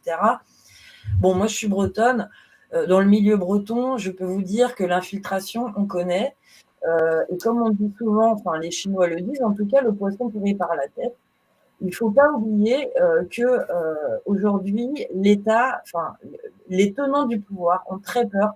Et ils sont prêts à mettre beaucoup d'argent, beaucoup d'investissements pour noyauter toutes les possibilités qu'on peut essayer de créer, de faire quelque chose d'autre et de dénoncer les mécanismes de manière efficace. Donc, ça se passe comment? Ça se passe par la corruption. On va retourner certaines personnes, on va faire pression sur d'autres, on va en acheter d'autres. Ça peut se passer de différentes manières. Mais en tout cas, ce qu'on constate aujourd'hui, c'est que les propos là, qui sont tenus par Ariane, notamment par Amandine et par d'autres, en tout cas, sont invisibilisés. Même, bizarrement, ça c'est très étrange, dans ce qu'on peut appeler la contestation globale du système. C'est étonnant parce que c'est ce que Ariane dénonce là, en tout cas, c'est une pierre angulaire absolument essentielle dans la destruction des sociétés d'aujourd'hui, hein, c'est-à-dire qu'on attaque l'enfance. Et si on se contente d'attaquer sur les détails et d'ergoter sur la mise en œuvre du délire, on a déjà, comme le disait Amandine, perdu en fait. Le vrai débat, c'est est-ce qu'on accepte cette idéologie et est-ce qu'on a moyen, nous, adultes, de débattre de comment on va gérer les enfants de maintenant et de demain, quoi.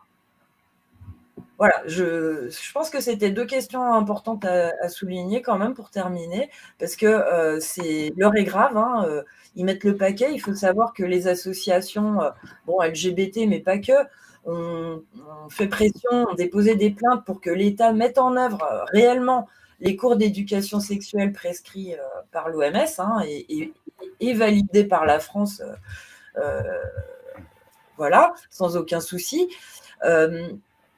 Donc, aujourd'hui, si les gens ne comprennent pas ce à quoi ils ont affaire, ils vont se retrouver en fait coincés. C'est-à-dire qu'on ne va pas pouvoir attaquer le système globalement, on va l'attaquer sur les bords.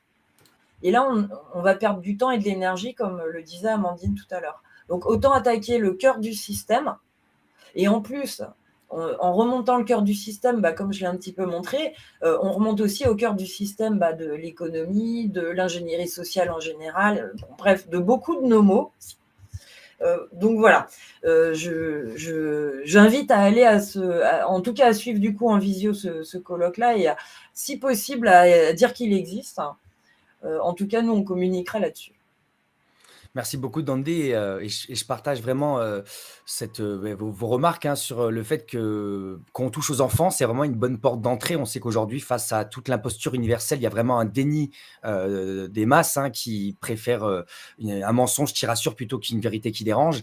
Mais voilà, quand on parle des enfants, quand même, de la progéniture d'êtres humains, ça peut vraiment être une très bonne d'entrée. Et comme vous l'avez très justement rappelé, c'est en plus dans une imbrication qui va au-delà des enjeux de l'enfant, qui va par rapport à toutes les dérives et les perversions de ce système. Ariane Billeran, je vous laisse un petit mot de la fin. On arrive bientôt déjà à la fin de l'émission. On a un peu débordé, mais je vous laisse un temps. Prenez le temps. On n'est pas 5 minutes près. Promis. Oui, bon, Dandé disait qu'elle était habituée aux infiltrations en tant que bretonne, eh bien moi en tant que corse également. Donc c'est pour ça que nous sommes particulièrement aguerris sur toutes ces questions et que nous observons très clairement et avec beaucoup d'acuité ce qui peut se passer. Alors ce qu'il faut bien comprendre, c'est que dans l'opposition entre guillemets à l'éducation sexuelle ou au droit sexuel, en tout cas à l'éducation sexuelle, eh bien il y a 2 lignes aujourd'hui qui sont clairement opposées. Il y a 2 questions. La première, c'est l'OMS a-t-elle le droit d'ingérence sur le psychisme de nos enfants? Oui ou non? Première question. Il faut savoir clairement où les professionnels, où les gens qui disent s'opposer à cette éducation sexuelle se situent. Oui ou non? Acceptent-ils cette ingérence de la part de l'OMS sur le psychisme de nos enfants? La deuxième question est, l'enfant a-t-il une sexualité ou est-il sexualisé? Oui ou non? Si la personne vous répond oui, c'est qu'elle est dans l'idéologie Kinsey. Si elle vous répond non, c'est que tout simplement, elle est dans l'épistémologie du développement psychique de l'enfant, c'est-à-dire la science. Dans la première, c'est le dogme, et le deuxième, c'est la science. Donc, c'est très, très important d'avoir une réponse à ces deux questions, de la part de tous ceux qui même viendraient répondre ou dénoncer les dérives, les dites dérives de l'éducation sexuelle. Donc là, notre positionnement, c'est, premièrement, l'OMS n'a pas à faire de l'ingérence sur le psychisme des enfants et sur les peuples en général, premièrement, parce que ce n'est pas, surtout pas scientifique, une seule science, comme nous dit Macron, parce que la science, elle est faite de débats, encore une fois. La deuxième chose, c'est l'enfant n'est pas sexualisé et n'a pas de sexualité. Donc, il n'y a pas de bonne éducation sexuelle, entre guillemets, parce que la sexualité est une pulsion et l'éducation, c'est au contraire la protection contre les pulsions, contre le fait de faire tout ce que je veux quand je veux, au moment où je le veux. Et il faut bien rappeler aussi au final, parce que j'aime bien le rappeler, que les fameux textes, par exemple, qui peuvent être utilisés, ou le trafic de textes sur Freud, eh bien, ce n'est pas possible d'utiliser. Freud lui-même disait que le fait de parler de sexualité à un enfant le rendrait inéducable, puisque l'éducation, c'est le fait de protéger et de contenir les pulsions pour pouvoir faire autre chose, justement. Et si on est dans l'encouragement permanent des pulsions, eh bien, tout simplement, on va être dans une régression fondamentale de civilisation, la barbarie ou la sauvagerie. J'aimerais finir et conclure, parce qu'on pourrait évidemment y passer des heures, mais sur le fait qu'une civilisation, et toute l'anthropologie le dit, de Leroy-Gourhan à Lévi-Strauss, elle se fonde sur deux interdits fondamentaux, l'interdit du meurtre et l'interdit de l'inceste. On voit que l'interdit du meurtre, il a été effracté depuis 2020, ça a été possible de laisser des personnes sans le soin, ça a été possible de laisser des personnes mourir, ça a été possible même d'encourager leur mort, ou de les laisser sans revenus, etc. Donc encore une fois, du meurtre déguisé. Et l'interdit de l'inceste. L'inceste, il doit être entendu comme le fait que la génération d'avant ne doit pas se mêler d'initier les enfants à la sexualité. C'est quelque chose qu'ils doivent découvrir par eux-mêmes au moment de l'adolescence. Donc c'est extrêmement grave ce qui se passe. C'est extrêmement grave. Merci beaucoup. Ariane, je ne sais pas si Dondé ou Amandine voulaient un petit dernier mot de la fin aussi, si vous voulez rebondir. Non, on reviendra s'il y a besoin. Ok, super. Mais en tout cas, c'était vraiment un grand plaisir de vous accueillir, vraiment, sincèrement, même si évidemment c'est un sujet qui est loin d'être rigolo. C'est en parlant, en libérant la parole, en sortant de cette loi du silence aussi, où malheureusement, on le sait, dans de nombreuses familles, il y a ces lois du silence qui empêchent de parler de ces sujets-là. On a tous des exemples autour de nous. Et donc là, aujourd'hui, c'est vraiment une attaque, vous l'avez expliqué très justement, qui s'intensifie, où vraiment ils essayent d'avancer ce plan de transformation de l'éducation sexuelle pour faire que demain, les enfants auraient soi-disant une liberté d'avoir des rapports avec des adultes, évidemment des choses inacceptables. Merci pour vos combats, votre combat, notre combat. Oui, j'ai entendu un écho. Non, c'est bon. Non, pas de souci. Merci à vous pour votre combat. Merci à tous les internautes qui étaient là avec nous. N'hésitez pas vraiment à partager cette émission. C'est pas pour la visibilité du Front Médiatique. Vous savez que le Front Médiatique, c'est un média 100% bénévole. On fait tout ça justement uniquement avec vos dons, les diffusions, etc. Donc voilà, parlez-en autour de vous. Pour ceux qui peuvent et sont disponibles, n'hésitez pas à aller donc à ce colloque le 13 mai. Vous aurez le lien dans la description de la vidéo. Merci à nous tous qui essayons d'apporter notre pierre face à tous ces défis qui sont devant nous. Restons forts, prenons soin de nous pour pouvoir durer sur la durée, mais les temps sont graves et donc il est important de se donner aussi les moyens et de créer ces liens entre nous tous et de continuer à informer, à agir pour éviter d'aller dans le gouffre comme on est en train d'y aller depuis maintenant trop longtemps. Merci. Un message d'espoir quand même, on garde l'espoir, on garde la force. Il y a des êtres humains qui veulent changer les choses et bravo à vous trois grandes femmes, 3 grandes dames qui donnent de leur temps, de leurs compétences, de leur énergie, de leur amour pour une cause qui est une des plus nobles pour évidemment nous tous. Belle soirée à vous. Merci à toi beaucoup, Akina, de nous avoir reçus. Merci. Belle soirée merci la famille. Infiniment. Merci infiniment à tous.